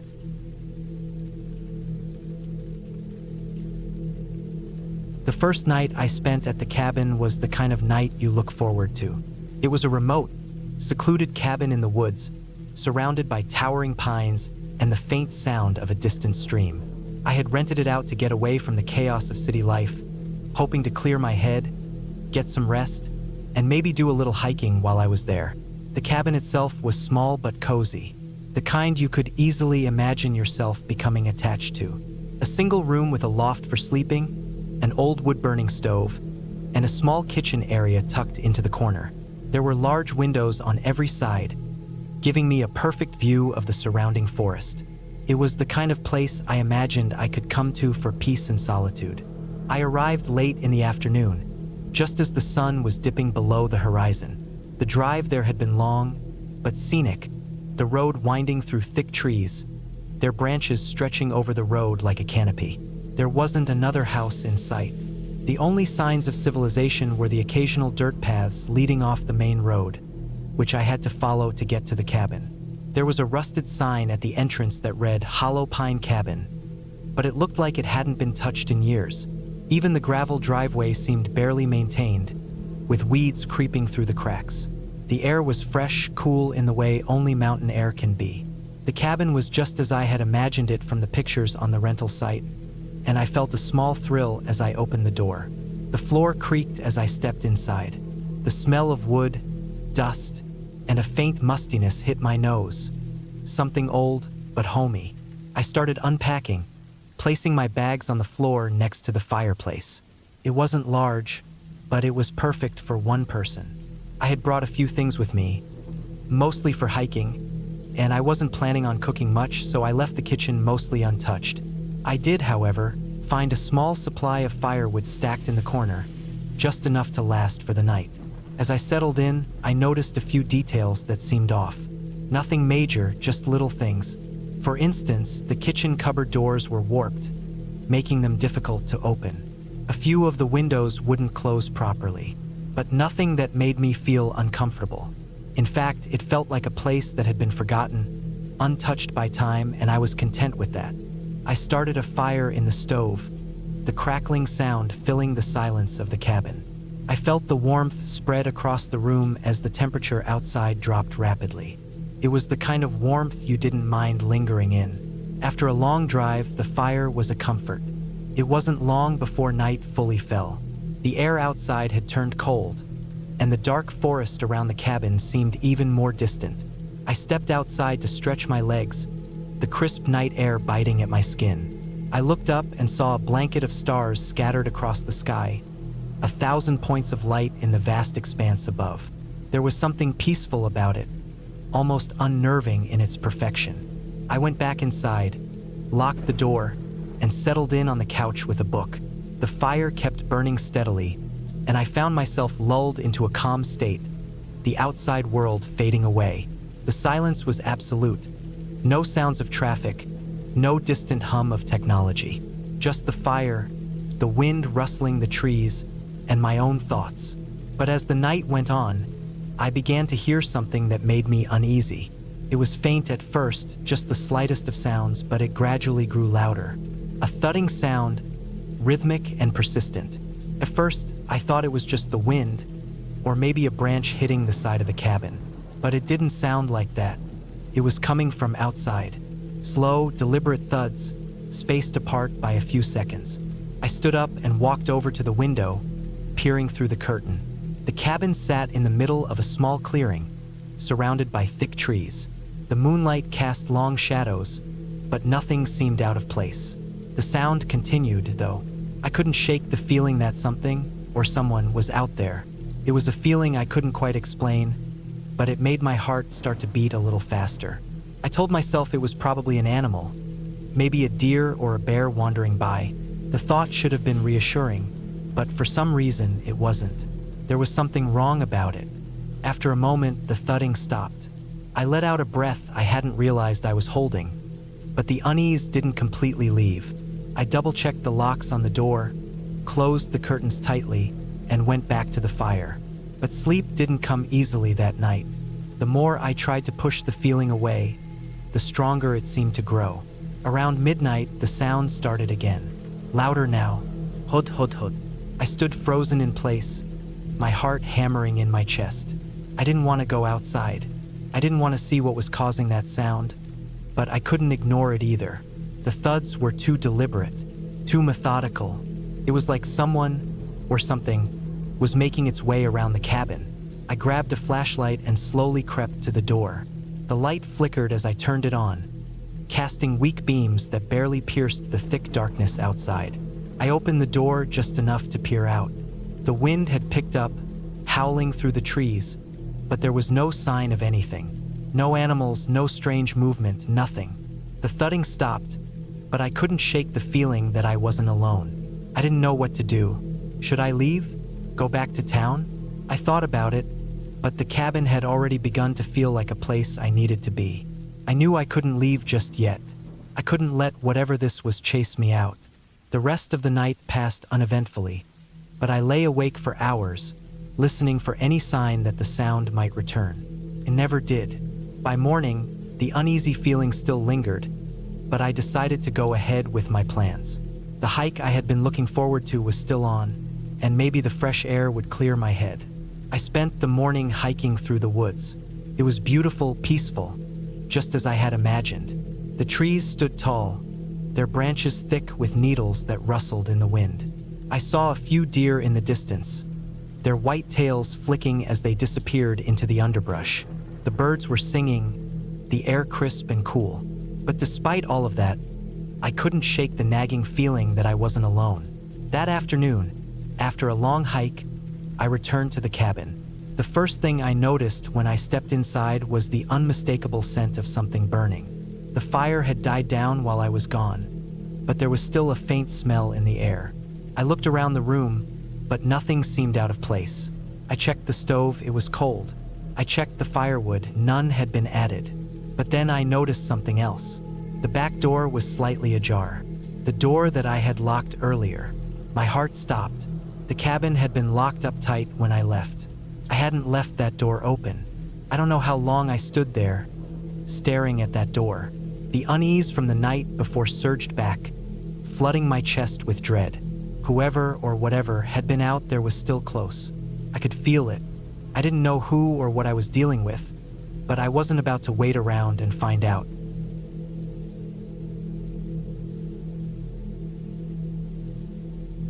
The road had been bad from the start. Narrow, winding, barely more than a dirt path cutting through the thick forest. My headlights barely pierced the darkness, the beams swallowed by the endless trees. The GPS had stopped working an hour ago, the signal lost somewhere in the wilderness. I told myself it was fine, just a weekend alone. No people, no noise, just me and the quiet. But now, as the engine sputtered and died, the quiet felt heavy, oppressive. I turned the key. Nothing. The dashboard lights flickered and went dark. Outside, the wind hissed through the branches, the sound like whispers just beyond my hearing. I took a deep breath, trying to steady my nerves. It was just a car, just the woods, nothing to be afraid of. I stepped out, my boots sinking into the damp earth. The air smelled of pine and something else, something damp and rotting. The cabin was only a short walk away, according to the directions I'd scribbled down before losing service. I grabbed my backpack from the trunk, slung it over my shoulder, and started walking. The trees loomed over me, their branches twisted and gnarled like skeletal fingers. Every step I took, the ground seemed to shift beneath me, soft and uneven. The further I went, the more the forest seemed to close in around me. I could hear things moving in the underbrush, small animals probably. But my pulse didn't care. It hammered in my throat like a trapped thing. And then I saw it, the cabin. It was smaller than I expected. The wood weathered and gray, the roof sagging in the middle. The windows were dark, the glass cracked in places. The front porch creaked under my weight as I stepped onto it, the sound too loud in the silence. The door was unlocked. Inside, the air was thick with dust and the sharp tang of mildew. The floorboards groaned as I moved, each step sending a shudder through the old structure. I dropped my bag by the door and flicked on my flashlight, sweeping the beam across the room. A sagging couch, a rusted wood stove, a table covered in grime. Nothing out of the ordinary for an old hunting cabin. But then I saw the marks, deep scratches along the walls, gouged into the wood. Not from an animal, too high, too deliberate. My throat tightened. I told myself it was from furniture being moved, from years of neglect. But the longer I stared, the more they looked like fingers had dragged across the surface, desperate, frantic. I forced myself to move, to check the rest of the cabin. The bedroom was worse. The mattress was stained, the sheets torn, and on the wall above it, written in something dark, maybe mud, maybe something else, were words, smeared but still legible. Asterisk, IT watches. Asterisk. My breath came too fast. I backed out of the room, my heart slamming against my ribs. This was a mistake. I shouldn't be here. I turned to leave, to head back to the car, to get the hell out of this place. And then I heard it. A sound outside. Not the wind. Not an animal. Footsteps, slow, heavy, moving toward the cabin. I froze. The flashlight trembled in my hand. The noise stopped just beyond the door. Silence. Then, a knock. Just one. Sharp. Final. I didn't move. Didn't breathe. The doorknob turned. It was locked. But then, click asterisk, the lock gave way. The door creaked open, and I saw nothing. Just darkness. Empty. But I knew. I knew asterisk. Something was there. Watching. Waiting. I ran. Out the back. Through the trees. My lungs burning. Branches clawing at my skin. I didn't stop. Didn't look back. I made it to the road. Flagged down a passing truck. The driver took one look at me. Wild-eyed. Bleeding. And didn't ask questions. Just drove. I never went back. But sometimes, when I'm alone in the dark, I hear it again. That knock. And I know. Still waiting.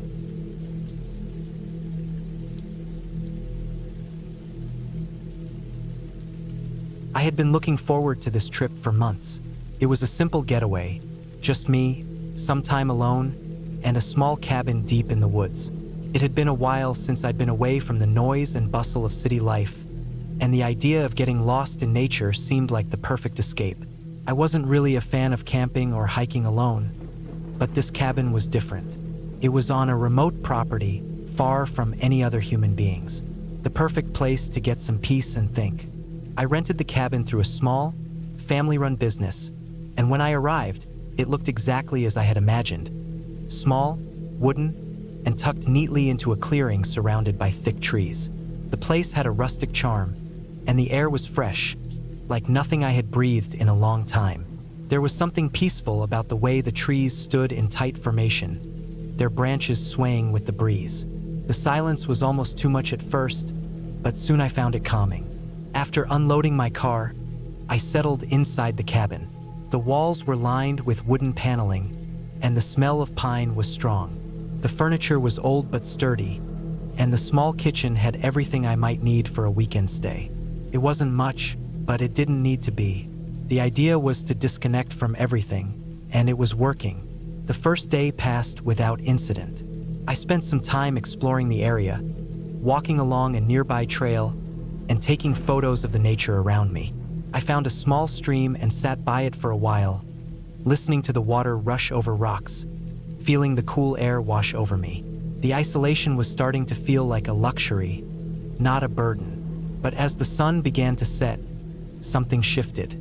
There was no obvious reason for it. I wasn't hearing anything out of the ordinary, but the stillness in the air felt heavier, more oppressive. Maybe it was just the feeling of being so far away from civilization, or maybe it was the fact that the night was coming faster than I had expected. Either way, I couldn't shake the growing sense of unease. I tried to push it aside and went back to the cabin. The shadows outside seemed to grow long, stretching out across the ground as the last light of day slipped away. Inside the cabin, the temperature seemed to drop, even though I hadn't touched the thermostat. I pulled on an extra layer of clothes, sat by the window, and watched as the sky darkened. There was no sound, no movement, just the quiet, thickening darkness. That night, I sat in front of the fireplace, reading a book I'd brought with me. The cabin was warm enough, but the wind outside was picking up, and I could hear the trees groaning with the force of it. The feeling I had earlier still lingered, but I couldn't put my finger on it. Maybe I was just imagining things. After a while, I felt myself growing tired. The warmth from the fire was making me sleepy, so I decided to turn in for the night. I made sure to lock all the doors and windows, even though I knew I was in the middle of nowhere. There were no neighbors, no nearby roads, just miles of trees surrounding the cabin. But the feeling of being watched, of something out there, lingered in the back of my mind. I climbed into bed, trying to ignore the chill in the air, and pulled the blankets tightly around me. The wind outside was now howling, causing the cabin to creak and shift. It was hard to fall asleep with the noise, but eventually, exhaustion won out. I drifted off, only to be awakened by a loud bang that seemed to come from somewhere outside. At first, I thought it was just a branch hitting the cabin, but it sounded like something heavier. Maybe it was an animal. I tried to calm myself down, telling myself there was nothing to worry about. But the noise continued, this time coming from the direction of the front porch. I sat up in bed, heart racing. My breath came in quick bursts, and I felt a cold sweat form on my back. What was out there? I grabbed my flashlight from the bedside table and turned it on. The beam of light cut through the darkness, but the house felt unnaturally still. The wind had died down, leaving only the sound of my own breathing echoing in the quiet room. I told myself it was just an animal, maybe a deer or something else rummaging around outside. I thought about getting up to check, but something held me back. The noise had stopped for the moment, but that didn't make me feel any safer. If it was an animal, it would leave once it realized nothing was around to bother it. I sat there for what felt like hours, just listening to the silence. Every creak of the cabin, every rustle of the wind, set me on edge. I knew I should go back to sleep, but my mind wouldn't let me. I stayed awake, staring at the shadows on the walls, waiting for something to happen. But eventually, I must have drifted off again, because the next thing I knew, the sun was rising. The morning brought with it a sense of relief. The calmness of daylight seemed to push the lingering fear from my mind. I got out of bed, stretched, and opened the cabin's front door, letting in the fresh morning air. Everything looked normal. The forest around me was quiet, peaceful, just as it had been the day before. The noise from the night before seemed like a distant memory. I spent the next few hours outside, exploring more of the trails, keeping myself busy with the tasks of the day. But as the sun began to dip below the trees again, the same feeling from the previous night crept back in. It was subtle but undeniable. The woods were too quiet. I didn't hear any birds, no rustling of animals in the underbrush. The silence was almost suffocating. I went back to the cabin and double-checked everything. The doors were locked, the windows secure. Still, I couldn't shake the feeling of being watched. I made myself some dinner, but I ate quickly, feeling the weight of unease pressing in on me. The wind had picked up again, causing the cabin to creak and sway with its gusts. It almost felt like the cabin was alive, groaning in response to the forces of nature outside. I decided to try and sleep again. I couldn't let fear control me. Not here, not in a place that was supposed to be my sanctuary. I turned off the lights, crawled into bed, and closed my eyes, telling myself that everything was fine. But sleep didn't come easily. Every noise, every little sound, made my heart race. And then it happened again. A bang, louder this time, came from outside the cabin. I shot upright in bed, my pulse pounding in my ears. The flashlight was beside me, and I grabbed it, my fingers trembling as I flicked it on. The beam of light swept across the room, illuminating nothing but the walls. I couldn't see anything from my position, but the sound was unmistakable. There was someone or something out there. I sat frozen for a moment, listening. There was nothing, no movement, no sound, just the eerie quiet of the cabin. I couldn't ignore it any longer. I had to check. Grabbing my jacket, I quietly opened the door to the porch. The air outside was cold, the wind biting at my skin. I shined the flashlight in all directions, but there was no one there. The porch was empty. The only sound was the wind rustling through the trees. Still, I couldn't shake the feeling of being watched. Something was wrong. The next few minutes felt like an eternity as I stood on the porch, scanning the dark edges of the forest. There was nothing, no movement, nothing to explain the sense of dread that seemed to be hanging over me. The air felt thick, and every creak of the trees sounded too loud, too close. I stepped back inside, locking the door behind me. That night, I slept with the lights on. Every shadow in the cabin felt menacing, every noise magnified in the silence. And in the morning, when the sun finally rose, I packed up and left. I don't know what happened at that cabin, but I never went back. Maybe it was just my mind playing tricks on me. Maybe it was the isolation, the stillness, making me more sensitive to the normal sounds of the woods. But whatever it was, I couldn't shake the feeling that something had been out there, something that had been watching, waiting.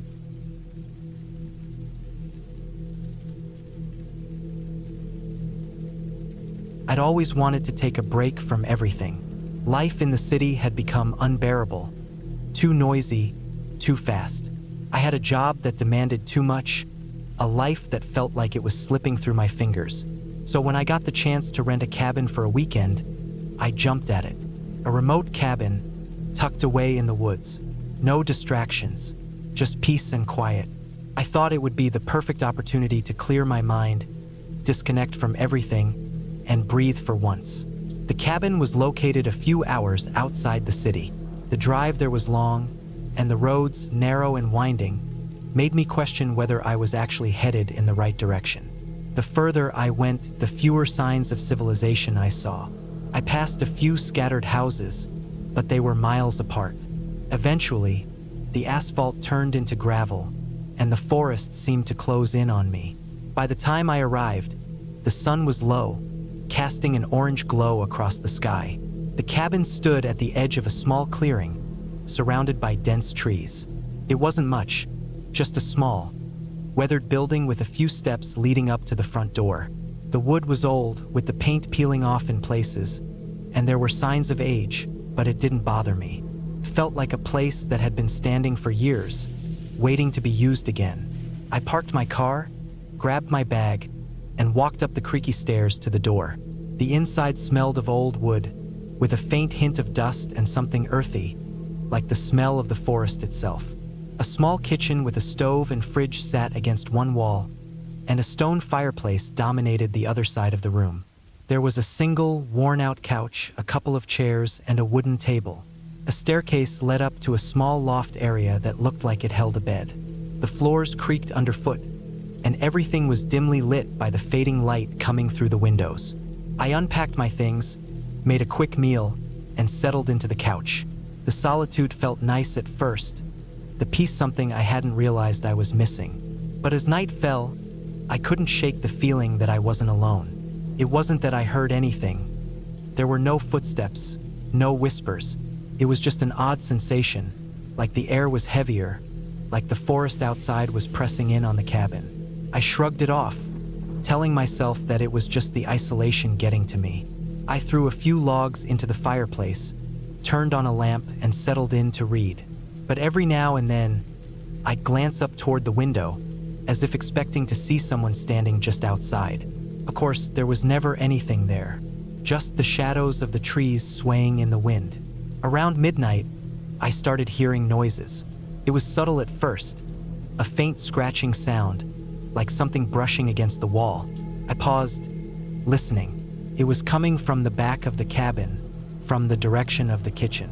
My mind raced, trying to come up with a logical explanation. A branch scraping against the house? An animal? I tried to ignore it, but it continued. The scratching turned into tapping, soft at first, then louder, like someone knocking on the door, but not in any kind of regular pattern. My heart started to beat faster. I got up and walked slowly toward the back of the cabin, trying to stay calm. The kitchen was empty. The back door was locked. Nothing seemed out of place. I went back to the couch, but the feeling of unease wouldn't leave. Every sound in the house seemed amplified, the creaks of the floorboards, the crackling of the fire. And still, the tapping continued, coming from the walls, the floor, the windows, sometimes louder, sometimes softer. It didn't seem to follow any pattern, and it was starting to get to me. At some point, I decided to check the outside. Maybe there was an animal trying to get inside, or maybe it was the wind. The forest was dark, and I had to squint to see anything in the night. The trees loomed over the cabin, their branches swaying, their shadows dancing across the ground. I walked around the cabin, checking the windows and doors. Everything was secure, and there was no sign of any animal or intruder. But the tapping didn't stop. That night, I barely slept. I kept the lights on, listening to the constant, maddening tapping on the walls, the roof, and the floor. It was like something or someone was trying to get in, but I couldn't figure out what. There were no signs of damage, no sign of anyone outside, yet I couldn't shake the feeling that I wasn't alone. The sound seemed to get closer and closer to me, but every time I checked, it would stop. It was like it was toying with me. The next day, I decided to take a walk to clear my head. I needed to get out of the cabin, away from the creeping fear that was starting to take hold of me. The forest was quiet, too quiet. No birds, no rustling of small animals in the underbrush. Just the sound of my footsteps on the dirt path as I made my way deeper into the trees. I walked for a few hours, trying to shake the feeling of being watched, but it only seemed to grow stronger. Every step I took, every crack of a twig beneath my feet, made me feel like I wasn't alone out there. It felt like something was following me, just out of sight, always just behind me. When I returned to the cabin, the door was ajar. I was sure I had locked it before leaving.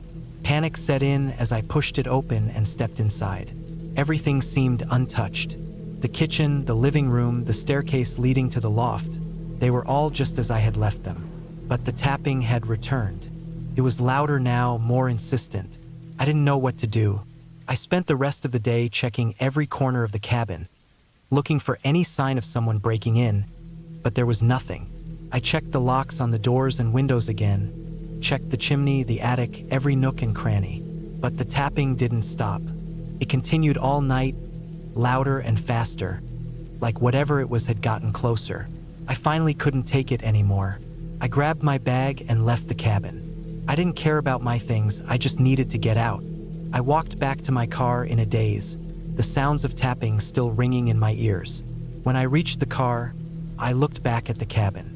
It stood there, silent, as if nothing had happened. I drove for hours, not stopping until I reached the nearest town. I found a motel, checked in, and collapsed onto the bed, exhausted. I tried to sleep, but every time I closed my eyes, I saw the cabin in my mind. Its dark windows, its creaking walls. The tapping wouldn't stop. The next morning, I drove back to the cabin. I didn't know why I felt the need to go back. It was as if something was drawing me there, something I couldn't explain. When I arrived, I found the cabin just as I had left it. Everything was normal. There was no tapping, no sounds in the walls. It was just a cabin in the woods again, as it had been before. I spent the next few days there, waiting for the fear to come back, but it never did. I never heard the tapping again. The cabin had returned to its quiet, isolated state. The trees whispered in the wind, the sun filtered through the branches, and for the first time in a long time, I felt at peace. I stayed for a few more days, and when I finally left, I did so without a hint of fear. The experience had changed me, though. I had learned something about myself during those quiet nights in the woods, that sometimes the mind plays tricks on you when you're alone. Sometimes, the scariest thing isn't the tapping in the walls, but the silence and isolation that make you question what's real. When I got back to the city, life felt different.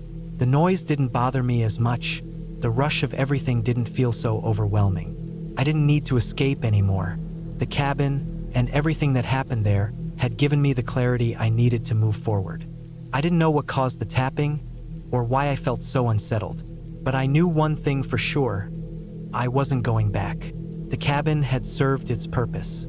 It had given me what I needed, and I was ready to leave it behind.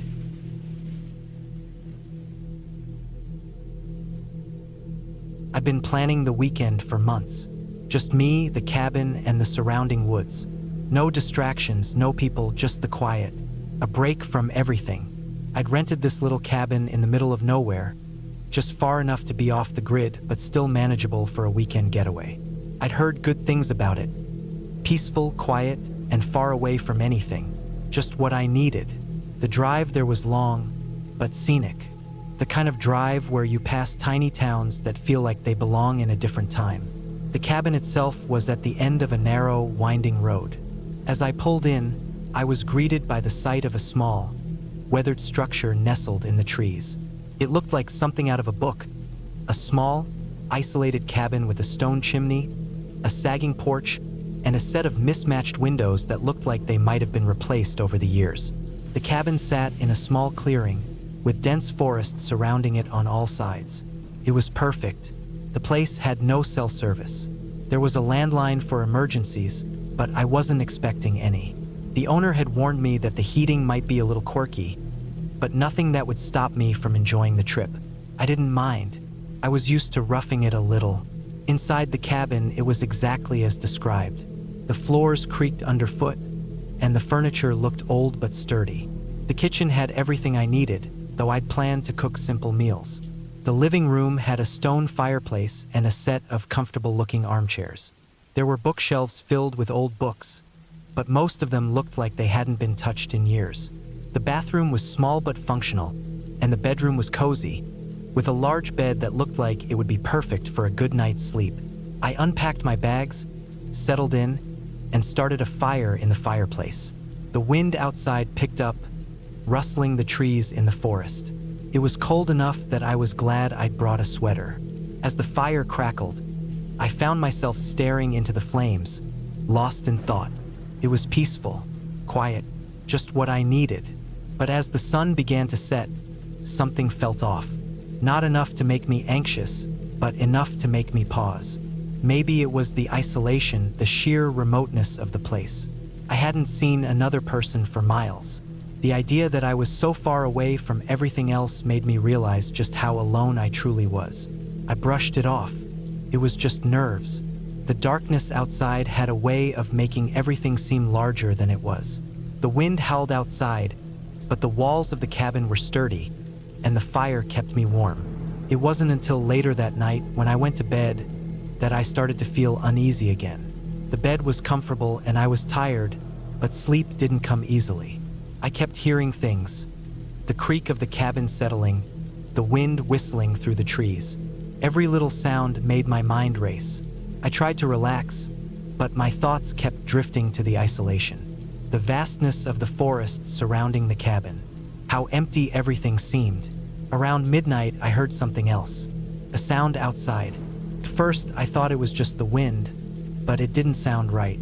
It was too rhythmic, almost deliberate. Tapping. It was soft at first, but then it grew louder. Tap, tap, tap. Came from somewhere outside the cabin, but it wasn't the trees.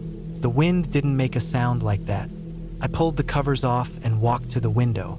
I peered out into the darkness, my heart beating a little faster. Nothing. No movement, no shape in the night. Just the trees swaying in the wind. Maybe it was an animal. A branch tapping against the window. I didn't want to think too much about it, but the tapping didn't stop. Tap, tap, tap. It was almost like a rhythm now. I could feel my nerves tightening. I grabbed the flashlight from the nightstand and crept to the door, my feet silent on the creaky wooden floors. Slowly, I opened the door and stepped outside. The night air was cold against my skin. The trees whispered above me, and the ground was soft beneath my boots. The tapping sound came from behind the cabin. I shone the flashlight in that direction, but there was nothing. The forest stretched out before me, dark and quiet. I walked around the side of the cabin, the light from the flashlight trembling in my hand. There was nothing unusual. No movement, no creatures, just the woods. I stood there for a moment, listening, my breath coming out in visible puffs. The tapping had stopped. I turned around, ready to go back inside, but then I heard something else. A low, guttural noise. It came from deep within the trees, just beyond the edge of the cabin's clearing. It was too deep to be an animal and too steady to be the wind. I froze, my heart hammering in my chest. The noise came again, closer this time. I felt a chill run down my spine. It wasn't natural. I turned and rushed back to the cabin, slamming the door behind me. I locked the door and sat on the couch, trying to steady my breathing. My heart raced as I scanned the darkness outside, my flashlight useless through the walls.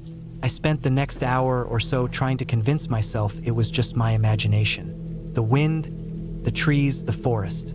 It was all so unfamiliar. The isolation was making me paranoid.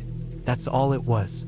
But as I lay back down, trying to calm myself, I couldn't shake the feeling that something was wrong. I didn't fall asleep until the early hours of the morning. The next day, I woke up late. The sunlight streamed through the windows, casting long shadows across the room. The air was still cold, but the warmth of the sun helped me forget the events of the previous night. I decided to head into town, just to get some supplies and clear my mind. When I left, the road seemed even lonelier than before. The drive to town took longer than expected, and I found myself thinking about the noise I'd heard. Maybe it had been an animal. Maybe it had been nothing, but the sound of it still lingered in the back of my mind. I returned to the cabin in the late afternoon. The evening was quiet, and I didn't hear anything unusual. I spent the night reading by the fire, trying to push away my lingering unease. It was peaceful again. The cabin felt like a safe place, if only for a while. The next morning, I decided to go for a hike. I wasn't a big hiker, but the surrounding woods were too beautiful to ignore. I packed a small bag with water, snacks, and a first aid kit, and set off down the trail behind the cabin. The woods were thick with trees, their branches high above me, filtering the sunlight. The path was narrow and winding, but it was clear enough to follow. I walked for what felt like hours, enjoying the peace of the forest. The only sounds were the crunch of leaves beneath my boots and the occasional bird call in the distance. But as I walked, I began to feel a sense of being watched. It was subtle at first, a prickle on the back of my neck. I shook it off, telling myself it was just the natural nervousness that came with being in such a remote place. But it didn't go away. It lingered like someone or something was following me. I tried to ignore it, but it kept growing stronger. I could hear faint footsteps behind me, the sound of something moving just out of sight. Every time I stopped, it stopped. When I resumed walking, it resumed as well.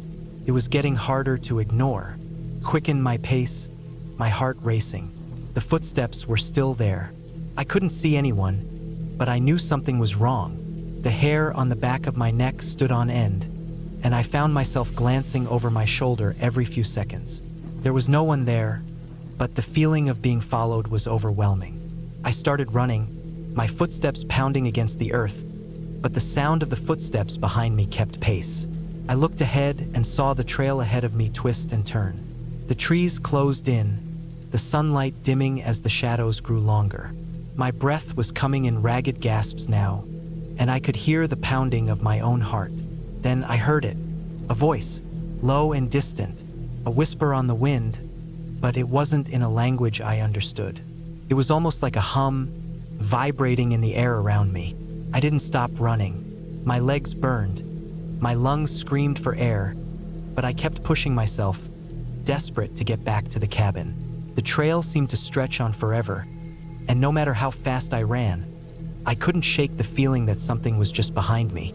Finally, I saw it, the cabin just ahead. I burst through the trees and onto the clearing, breathless and exhausted. The footsteps stopped. The voice faded. I didn't look back. I ran straight for the door, slammed it behind me, and locked it. I stayed inside for the rest of the day, not daring to leave. The cabin felt safer than the woods. The tapping never returned. The voice never came again. The wind was still, the trees silent. That night, I slept soundly for the first time since I arrived. The cabin was quiet. The woods were still. The next morning, I packed my things and left. I didn't look back. Whatever had been in those woods, I didn't want to know. I left the keys in the mailbox on my way out, the door locked behind me. As I drove away, the road seemed a little less lonely, the trees a little less ominous. But the memory of the footsteps, the voice,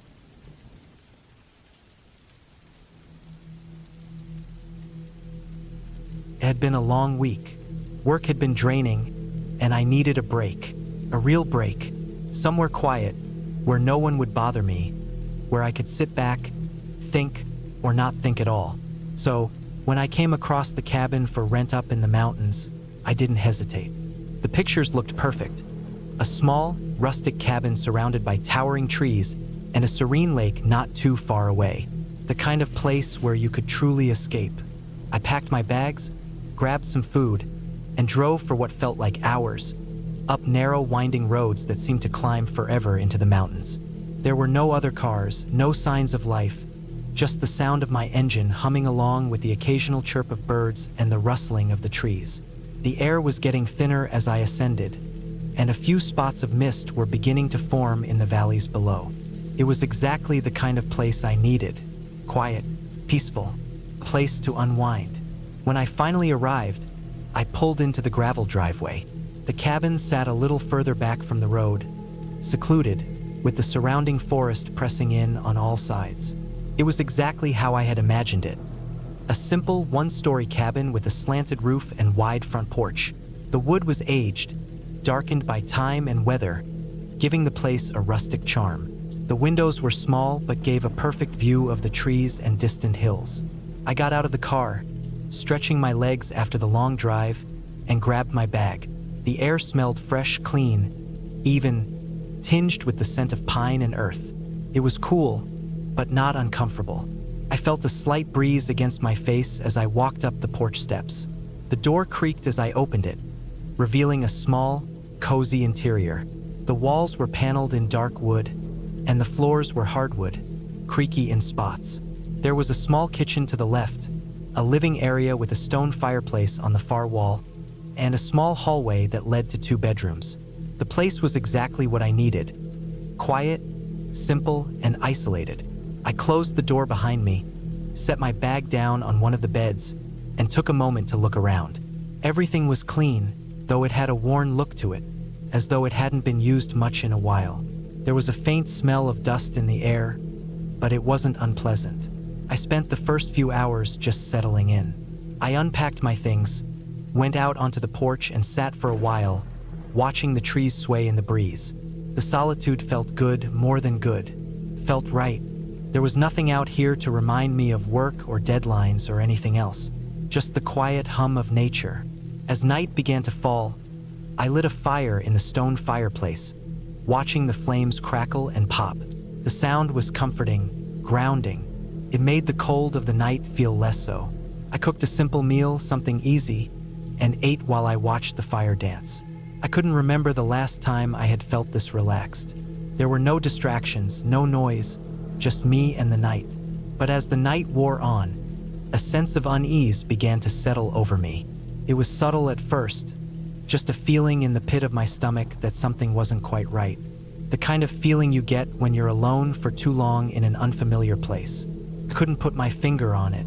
The cabin was still, the fire was still crackling, but I felt watched. I brushed it off. There was no reason to be scared. It was just my mind playing tricks on me. I stood up and walked over to the windows, looking out at the dark outline of the forest. The trees swayed slightly in the wind, their branches creaking softly. There was no movement in the shadows, nothing to suggest that anything was out of place.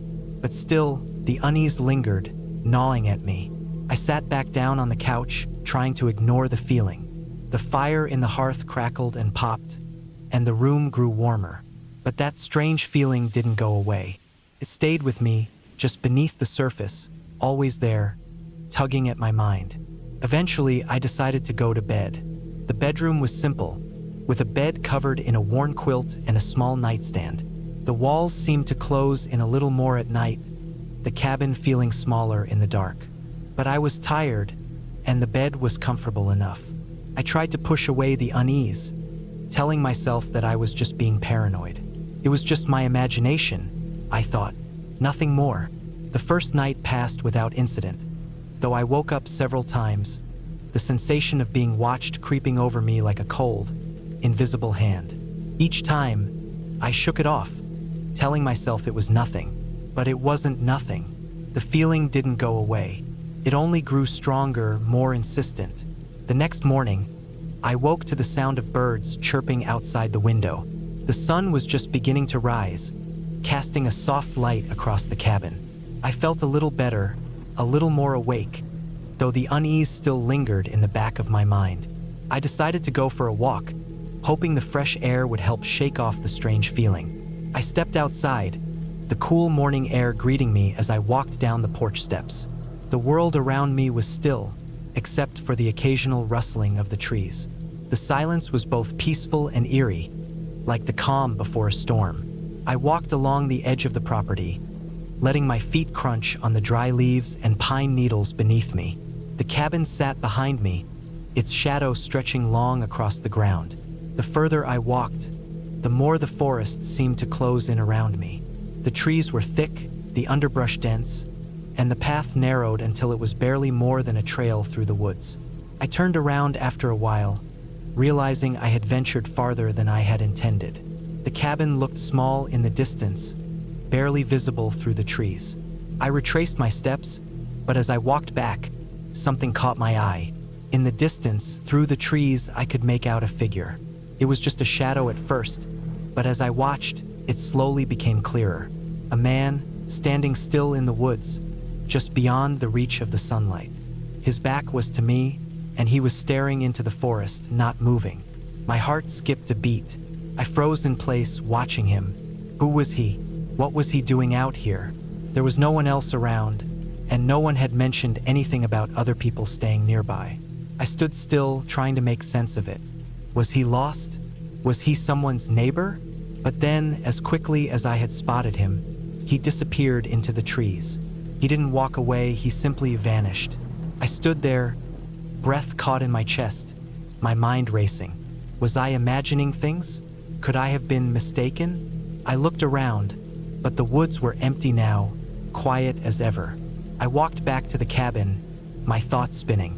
It didn't make sense. There was no one else around here. The nearest town was miles away. I had seen him, I was sure of it. I was starting to feel paranoid again, the unease creeping back up. I tried to shake it off, telling myself that it was probably just some random hiker or a figment of my imagination. But the feeling didn't go away. If anything, it grew stronger. That night, I locked all the doors and windows, something I hadn't done the previous night.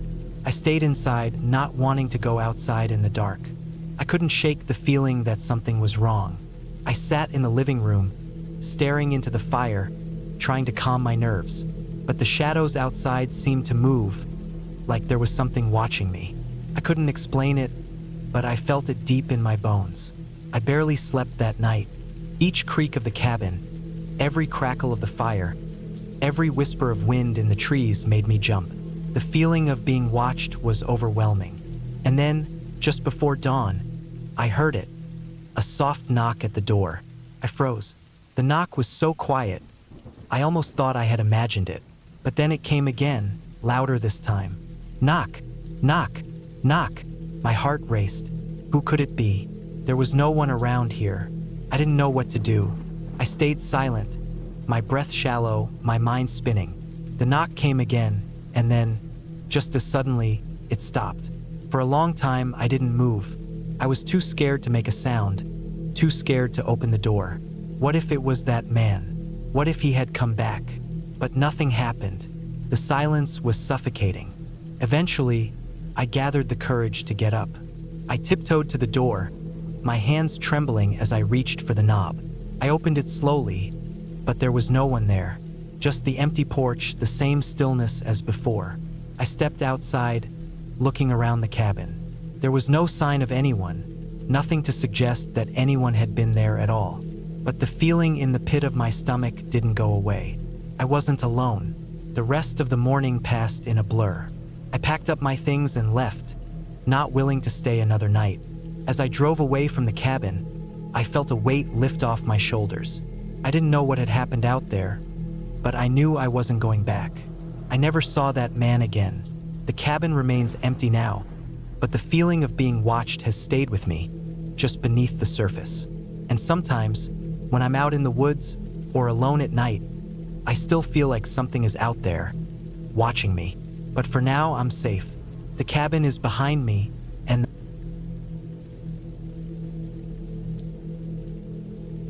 got it.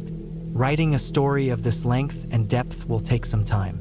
I'll get started, and it will come out as one long, detailed, first-person scary cabin story based on a random scenario, with all the immersion, tension, and clear ending you've requested. Please allow me a bit of time to craft this. I'll do my best to deliver an incredibly detailed and realistic experience. Stay tuned. The sun had long set when I arrived at the cabin, a small, weathered structure tucked away deep in the woods. It wasn't much to look at, just a single-story building, its walls faded and cracked from years of exposure to the elements. The kind of place you could easily drive past if you weren't paying attention. There was a slight chill in the air, the crispness of early autumn setting in. The forest around the cabin was dense, the trees crowding the space like a wall of green, their leaves starting to turn with the season. I was alone. I had chosen this place for its solitude. A few days to myself, no phone, no internet, no distractions. Just me, the forest, and the cabin. I hadn't been expecting much. Just a place to unwind. Maybe do some reading, some journaling. Something quiet. But as I pulled the car into the small gravel driveway, a sense of unease washed over me. Maybe it was the isolation. Maybe it was the way the trees seemed to press in on the cabin, blocking out the sky as if hiding it from view. I tried to brush off the feeling as I grabbed my bag and stepped out of the car. The front door creaked loudly as I pushed it open. Inside, the air was musty, thick with the scent of old wood and dust. A single light bulb hung from the ceiling, casting dim shadows across the room. There was a small kitchen area to my left, a worn-out couch facing a fireplace on the opposite wall, and a table near the window. The place looked like it hadn't been used in a long time, but at least it was clean. The furniture was simple but functional. I didn't mind, it added to the charm. I made my way around, setting my things down on the table. The cabin had a strange, almost oppressive silence about it. No animals chirped outside. No wind rustled the trees. It was as if the whole forest was holding its breath. I shrugged it off, telling myself it was just the stillness of the woods. As I unpacked, I noticed a few oddities. First, there was a thick layer of dust on the windowsills, but the floor, though old and worn, seemed to be in decent shape.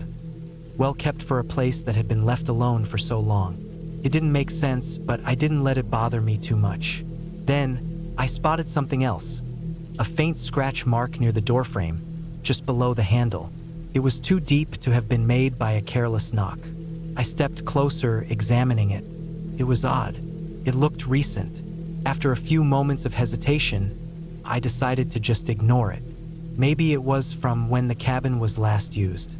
The first night went by uneventfully. I lit a fire in the hearth, sat on the couch, and read for a while. The cabin felt more comfortable after a few hours, the warmth from the fire making it feel less empty. I made a simple dinner, ate slowly, then went to bed early. But even as I lay in bed that night, I couldn't shake the feeling that something wasn't right. The air in the room felt heavy. I heard faint creaks from somewhere in the house, though I couldn't pinpoint where. The sounds weren't loud, but they were persistent, like the cabin itself was shifting and settling. I turned over, trying to ignore the growing sense of discomfort. But as the hours stretched on, I couldn't help but feel as if I wasn't alone in the cabin. At first, I thought it was just my mind playing tricks on me. Maybe the wind, maybe an animal outside. But then, just as I was about to drift off to sleep, I heard something, a soft thud. It came from somewhere in the cabin, like someone was walking around. I froze, my breath catching in my throat. I lay there in the dark, listening intently. The thud came again. Closer this time. I sat up, heart racing. The fire in the hearth had burned down to embers, casting long shadows across the room. The house was deathly silent except for the low, muffled sounds. Slowly, I slid out of bed, careful not to make a sound. I crept toward the door, my bare feet cold against the wooden floor. The thud came again, followed by a scraping noise. I reached the door and peeked into the hallway. There was no one there, just the old wooden walls and the dim light from the kitchen. I stepped into the hallway, my steps slow and deliberate. The scraping sound came again, this time from behind me. I whirled around, expecting to see something, but the hallway was empty. I was beginning to doubt myself. Maybe I was just tired. Maybe it was the isolation getting to me. But deep down, I felt a knot form in my stomach. Something was wrong here. I spent the next few hours awake, listening. Nothing else happened that night, but the sense of being watched lingered. I didn't sleep much. The sounds came and went in the quiet darkness. By morning, I was exhausted. The next day, I decided to head outside. A walk through the woods would clear my head. I grabbed my jacket and left the cabin, stepping out into the cool air. The forest was as silent as ever, the trees still and unmoving. There was no wind, no rustling of leaves. It was as though the forest was frozen in time. I walked for a while, trying to distract myself from the nagging feeling that something wasn't right. I wandered through the trees, the trail barely visible under the thick blanket of fallen leaves. It was peaceful in its own way, but the eerie quiet was unsettling. I found a small stream, its water barely flowing, the rocks around it damp with moss. I sat down on a large stone, resting for a moment. I stared into the water, my mind racing with thoughts. Was I imagining things? Was I overreacting? I tried to tell myself that it was just the isolation. People aren't meant to be alone in places like this. But as the day wore on, the feeling only grew stronger. That evening, I returned to the cabin. I could feel the weight of the air as soon as I stepped inside. The fire had gone out, the room cold and dark. I lit it again, watching the flames flicker to life, and then went to the window. I stood there for a long time, staring out at the darkened woods. The trees swayed slightly in a wind that I hadn't heard before, and that's when I saw it, a movement in the shadows. I stepped back, my heart pounding. Something, or someone, was standing just beyond the tree-line, hidden in the dark. I couldn't make out any details, just the vague silhouette of a figure. I froze, staring at it, unsure of what to do. My mind screamed at me to run, but my body wouldn't move. The figure remained still, as if waiting for me to do something. After what felt like an eternity, I turned away from the window and backed into the center of the room. I had to get out. I couldn't stay here another night. I packed my things in a panic, grabbing what I could in the dim light of the fire. My hands were shaking as I stuffed my belongings into my bag. I had to leave, but just as I reached for the door, I heard it again. The sound of footsteps. I spun around, the door still in front of me. The footsteps were coming from the back of the cabin now. Slow, deliberate. I turned toward the kitchen. There was a door that led to the small storage room behind the cabin. Maybe it was an animal, maybe it was just my imagination, but I couldn't take any chances. I grabbed a heavy chair and held it in front of me like a weapon, stepping cautiously toward the back of the cabin. My heart was racing in my chest as I moved. The footsteps had stopped, but I could still feel something in the air. Something tense, something waiting. I reached the door and yanked it open, holding my breath. The back porch was empty, the forest dark and silent. I could see nothing but the faint outline of the trees. But the strange feeling didn't go away. I didn't know what was going on. Whether I had just lost my mind, whether I was being paranoid, or whether something had really been out there. But I couldn't stay any longer. I left the cabin behind, the darkness of the forest swallowing me as I made my way back to the car. I drove away, the unease still crawling up my spine. I never went back to that cabin. It's been years since then, but I still don't know what happened there. Was it just my imagination? Was there someone out there? Or was it just the weight of the forest getting to me? I'll never know, but I'll never forget how it felt, being alone in that place, waiting for something I couldn't understand. The silence, the darkness, the feeling that I wasn't alone. The cabin in the woods will always haunt me.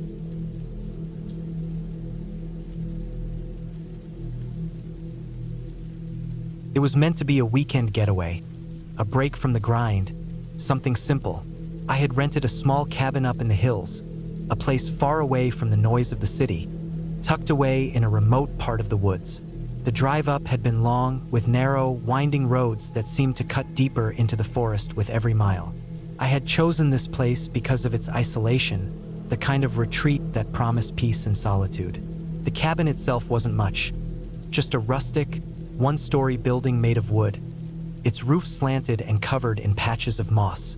A stone chimney jutted out of one side, and a small porch sat out front, overlooking a dense thicket of trees. I could hear the distant rustle of the leaves, the calls of birds, and the occasional snap of a twig as small animals moved through the underbrush.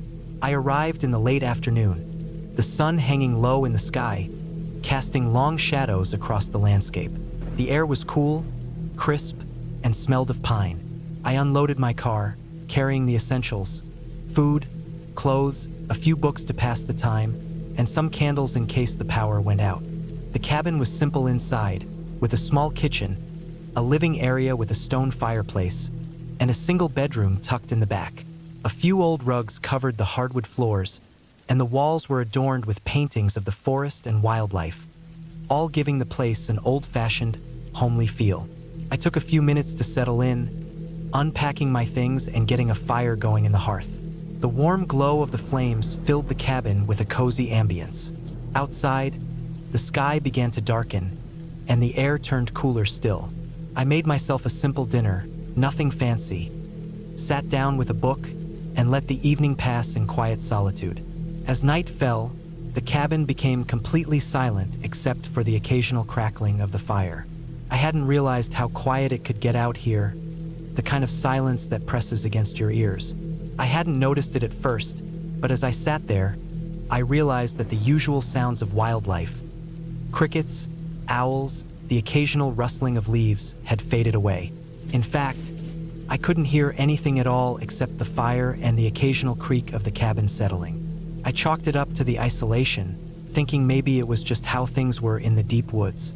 But as the hours stretched on, that silence became unnerving. I started to feel a strange pressure in the air, like the atmosphere itself was growing heavier. The kind of pressure you feel when you're about to hear a storm break out. But no storm came.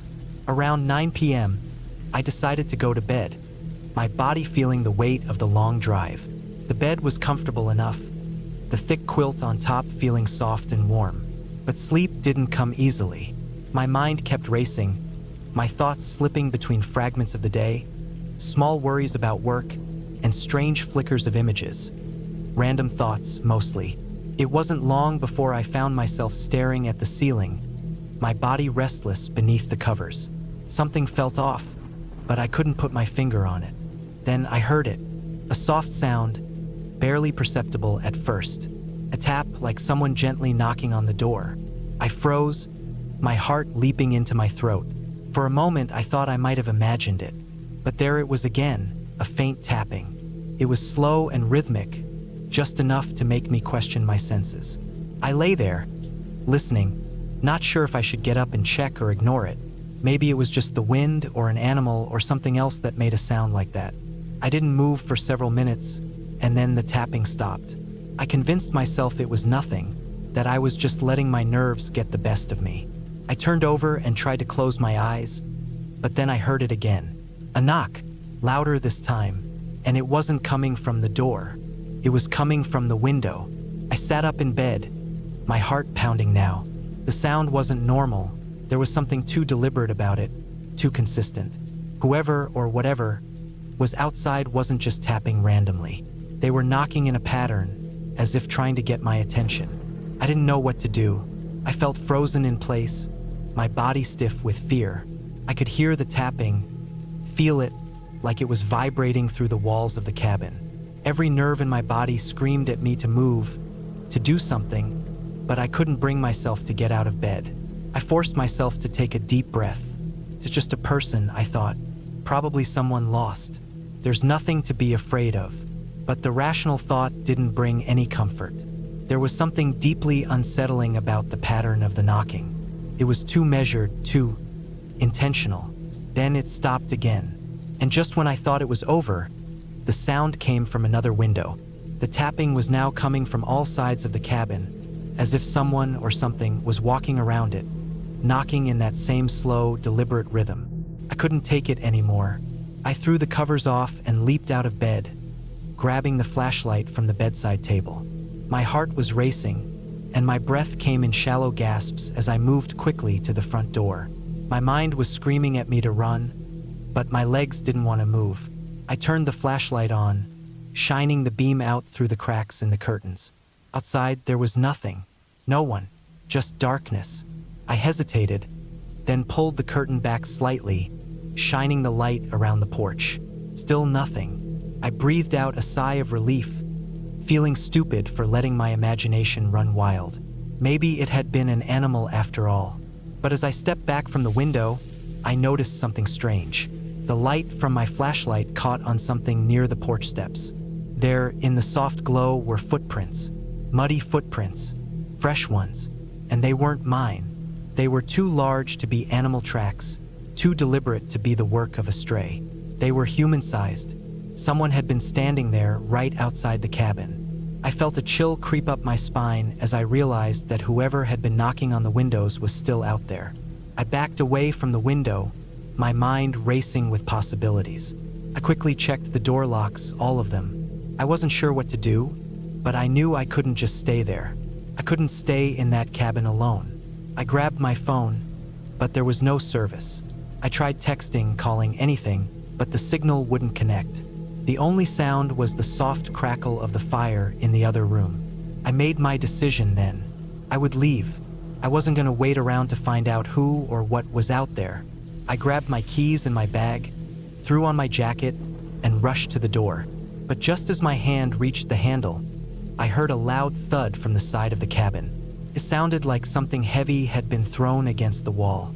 My heart skipped a beat, and I froze. I could hear footsteps now, quick and heavy, pacing around the cabin. Someone was out there, moving fast, circling me like a predator stalking its prey. My mind screamed at me to do something, anything. I took a deep breath, opened the door just enough to slip out, and ran. I didn't care where I was going. I just needed to get away. I sprinted through the woods, the flashlight bouncing wildly in my hand. My chest burned, my breath ragged, but I didn't stop. I didn't look back.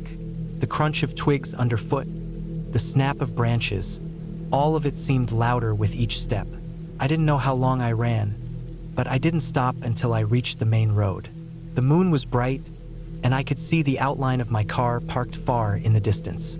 I collapsed in the driver's seat, shaking uncontrollably, my heart still pounding in my chest.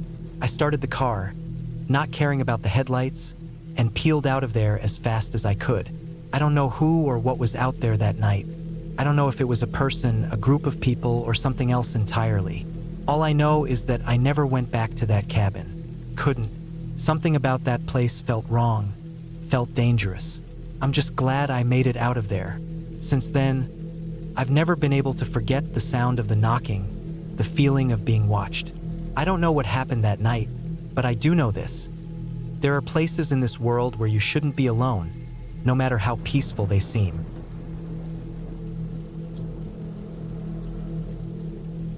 The woods were silent, thick with the smell of pine and earth. I hadn't planned on being here for so long. It had started as a short weekend getaway to clear my head, the kind of trip that people take when they need to disconnect, to stop the noise of the world from driving them crazy. I needed the quiet, a break from the stress of work, from the constant pressure, from the city's suffocating grip. And so, I found this cabin, tucked away in the middle of nowhere. It wasn't much to look at when I first arrived, just a small, weather-beaten structure with a creaky porch and a rusty tin roof. The windows were covered in a layer of grime, and the paint was peeling in places. The cabin had an old, musty smell, like it hadn't been used in years. I didn't care about that. The idea of being alone in the woods, away from everything, was what I needed. I wasn't the type to get spooked easily, and I wasn't worried about being alone in the middle of nowhere. I'd hiked through the wilderness before. I'd spent nights in the open with nothing but the stars and the sound of the wind. This was supposed to be a retreat, a time to relax. But from the moment I stepped inside the cabin, something felt off. It wasn't that the place was inherently frightening. In fact, it seemed like a perfectly ordinary, rundown cabin. But there was something in the air. Something about it felt wrong, like I was being watched, even though there was no one else around for miles. At first, I tried to ignore the sensation, chalking it up to the isolation and my own nervousness. I dropped my bag by the door and made my way through the cabin, checking out the rooms.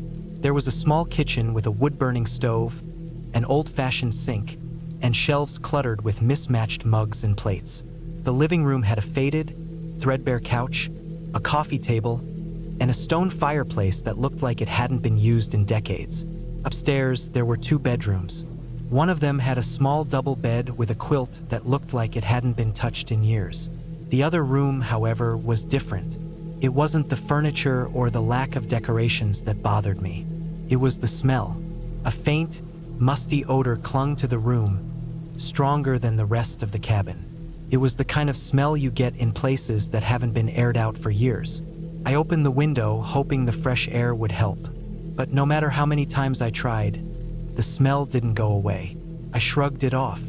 It was probably just the old wood and dust. I set my things down in the second bedroom and decided to head outside. The woods were dense, and the air was thick with the scent of pine needles and damp earth. The sun was starting to dip behind the trees, casting long shadows that stretched across the forest floor.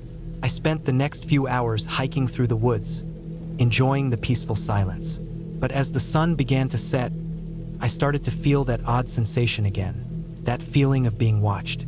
It wasn't an obvious feeling, more like a subtle shift in the air, something just beyond my awareness. I tried to brush it off, but the further I went, the stronger the feeling became. I decided to head back to the cabin before it got too dark. As I walked, I couldn't shake the sensation that something was following me. Every snap of a twig, every rustle in the bushes, made me stop and look around. I was being ridiculous. There was no one else out here, no one for miles. When I got back to the cabin, I locked the door behind me and settled in for the night. The cabin seemed even quieter now that I was inside. The wind outside had picked up, howling through the trees, but there was no sound from inside the cabin. No creaking floorboards, no shifting walls. It was dead silent. I sat on the couch, staring at the fire. The flames crackled and popped in the fireplace, casting eerie shadows on the walls. As the night wore on, I started to feel uneasy again, but I couldn't put my finger on why. It wasn't just the isolation. It was more than that. There was something about the cabin itself. The unease grew until it felt like it was pressing in on me. I tried to distract myself by reading a book I had brought with me, but every few pages, I would hear a noise. It was faint at first, like the sound of something brushing against the outside of the cabin. I tried to ignore it, but then it came again. Louder this time, almost like something was scraping along the walls. My heart began to race. I stood up and went to the window, peering through the grime-covered glass. I couldn't see anything, just the darkness of the woods. I moved to the back door and checked the lock. Everything was fine. Still, the feeling didn't go away.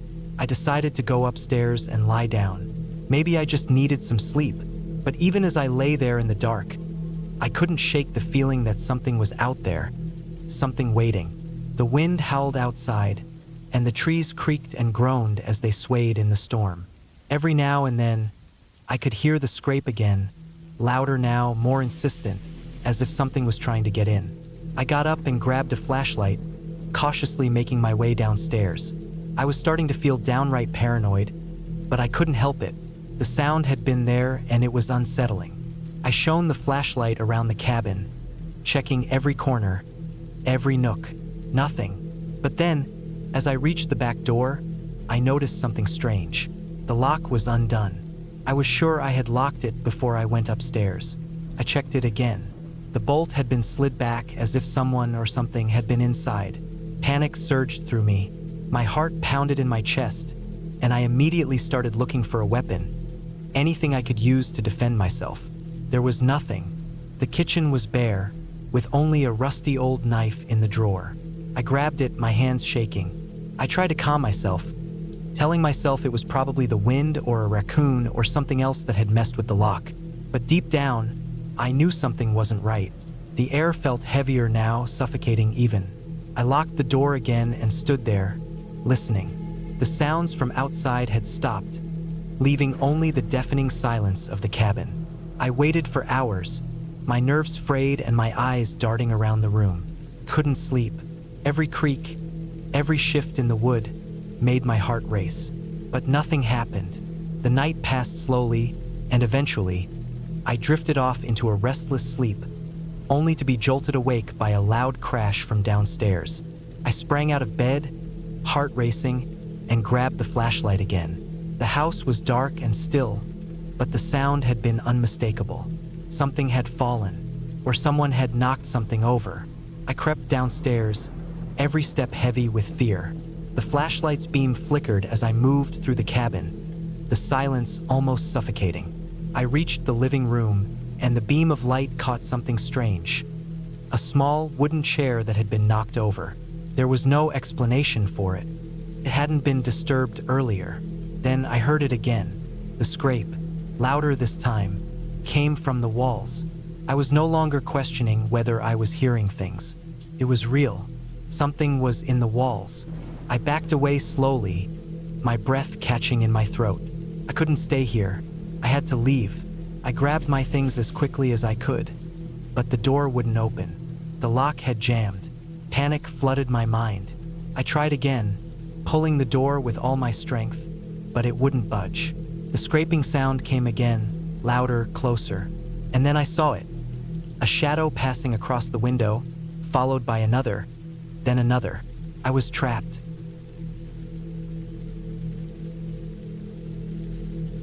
It was the first time I had ever stayed in a cabin alone.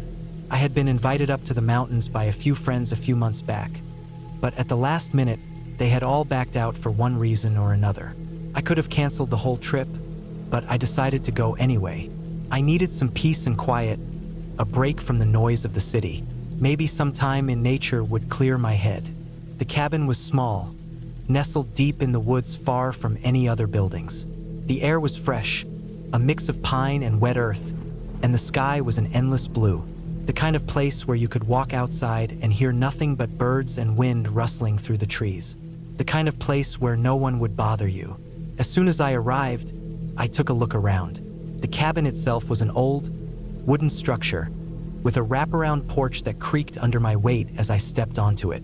The wood had aged, darkened with time, and there was a sense that it had been around for a lot longer than I had. A slight chill ran through me as I unlocked the door and stepped inside. The inside was exactly as I had expected. A small living area with a couch in front of a stone fireplace, a kitchen area with a wood-burning stove, and a small table by the window.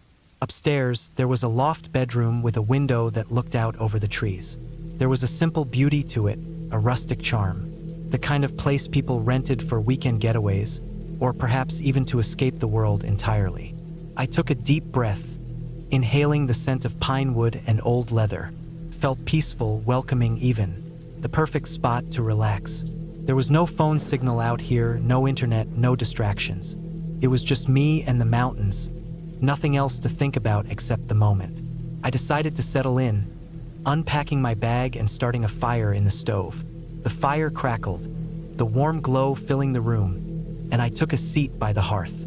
The evening stretched out slowly, the light fading outside, and I found myself beginning to unwind. The night was peaceful. I cooked a simple dinner, had a glass of wine, and then sat by the fire, reading a book. Felt good. It was exactly what I had hoped for. But as the evening wore on, something started to feel off. It wasn't anything I could put my finger on, just a nagging sensation at the back of my mind. The fire crackled, casting dancing shadows on the walls, but every now and then, I thought I heard a sound.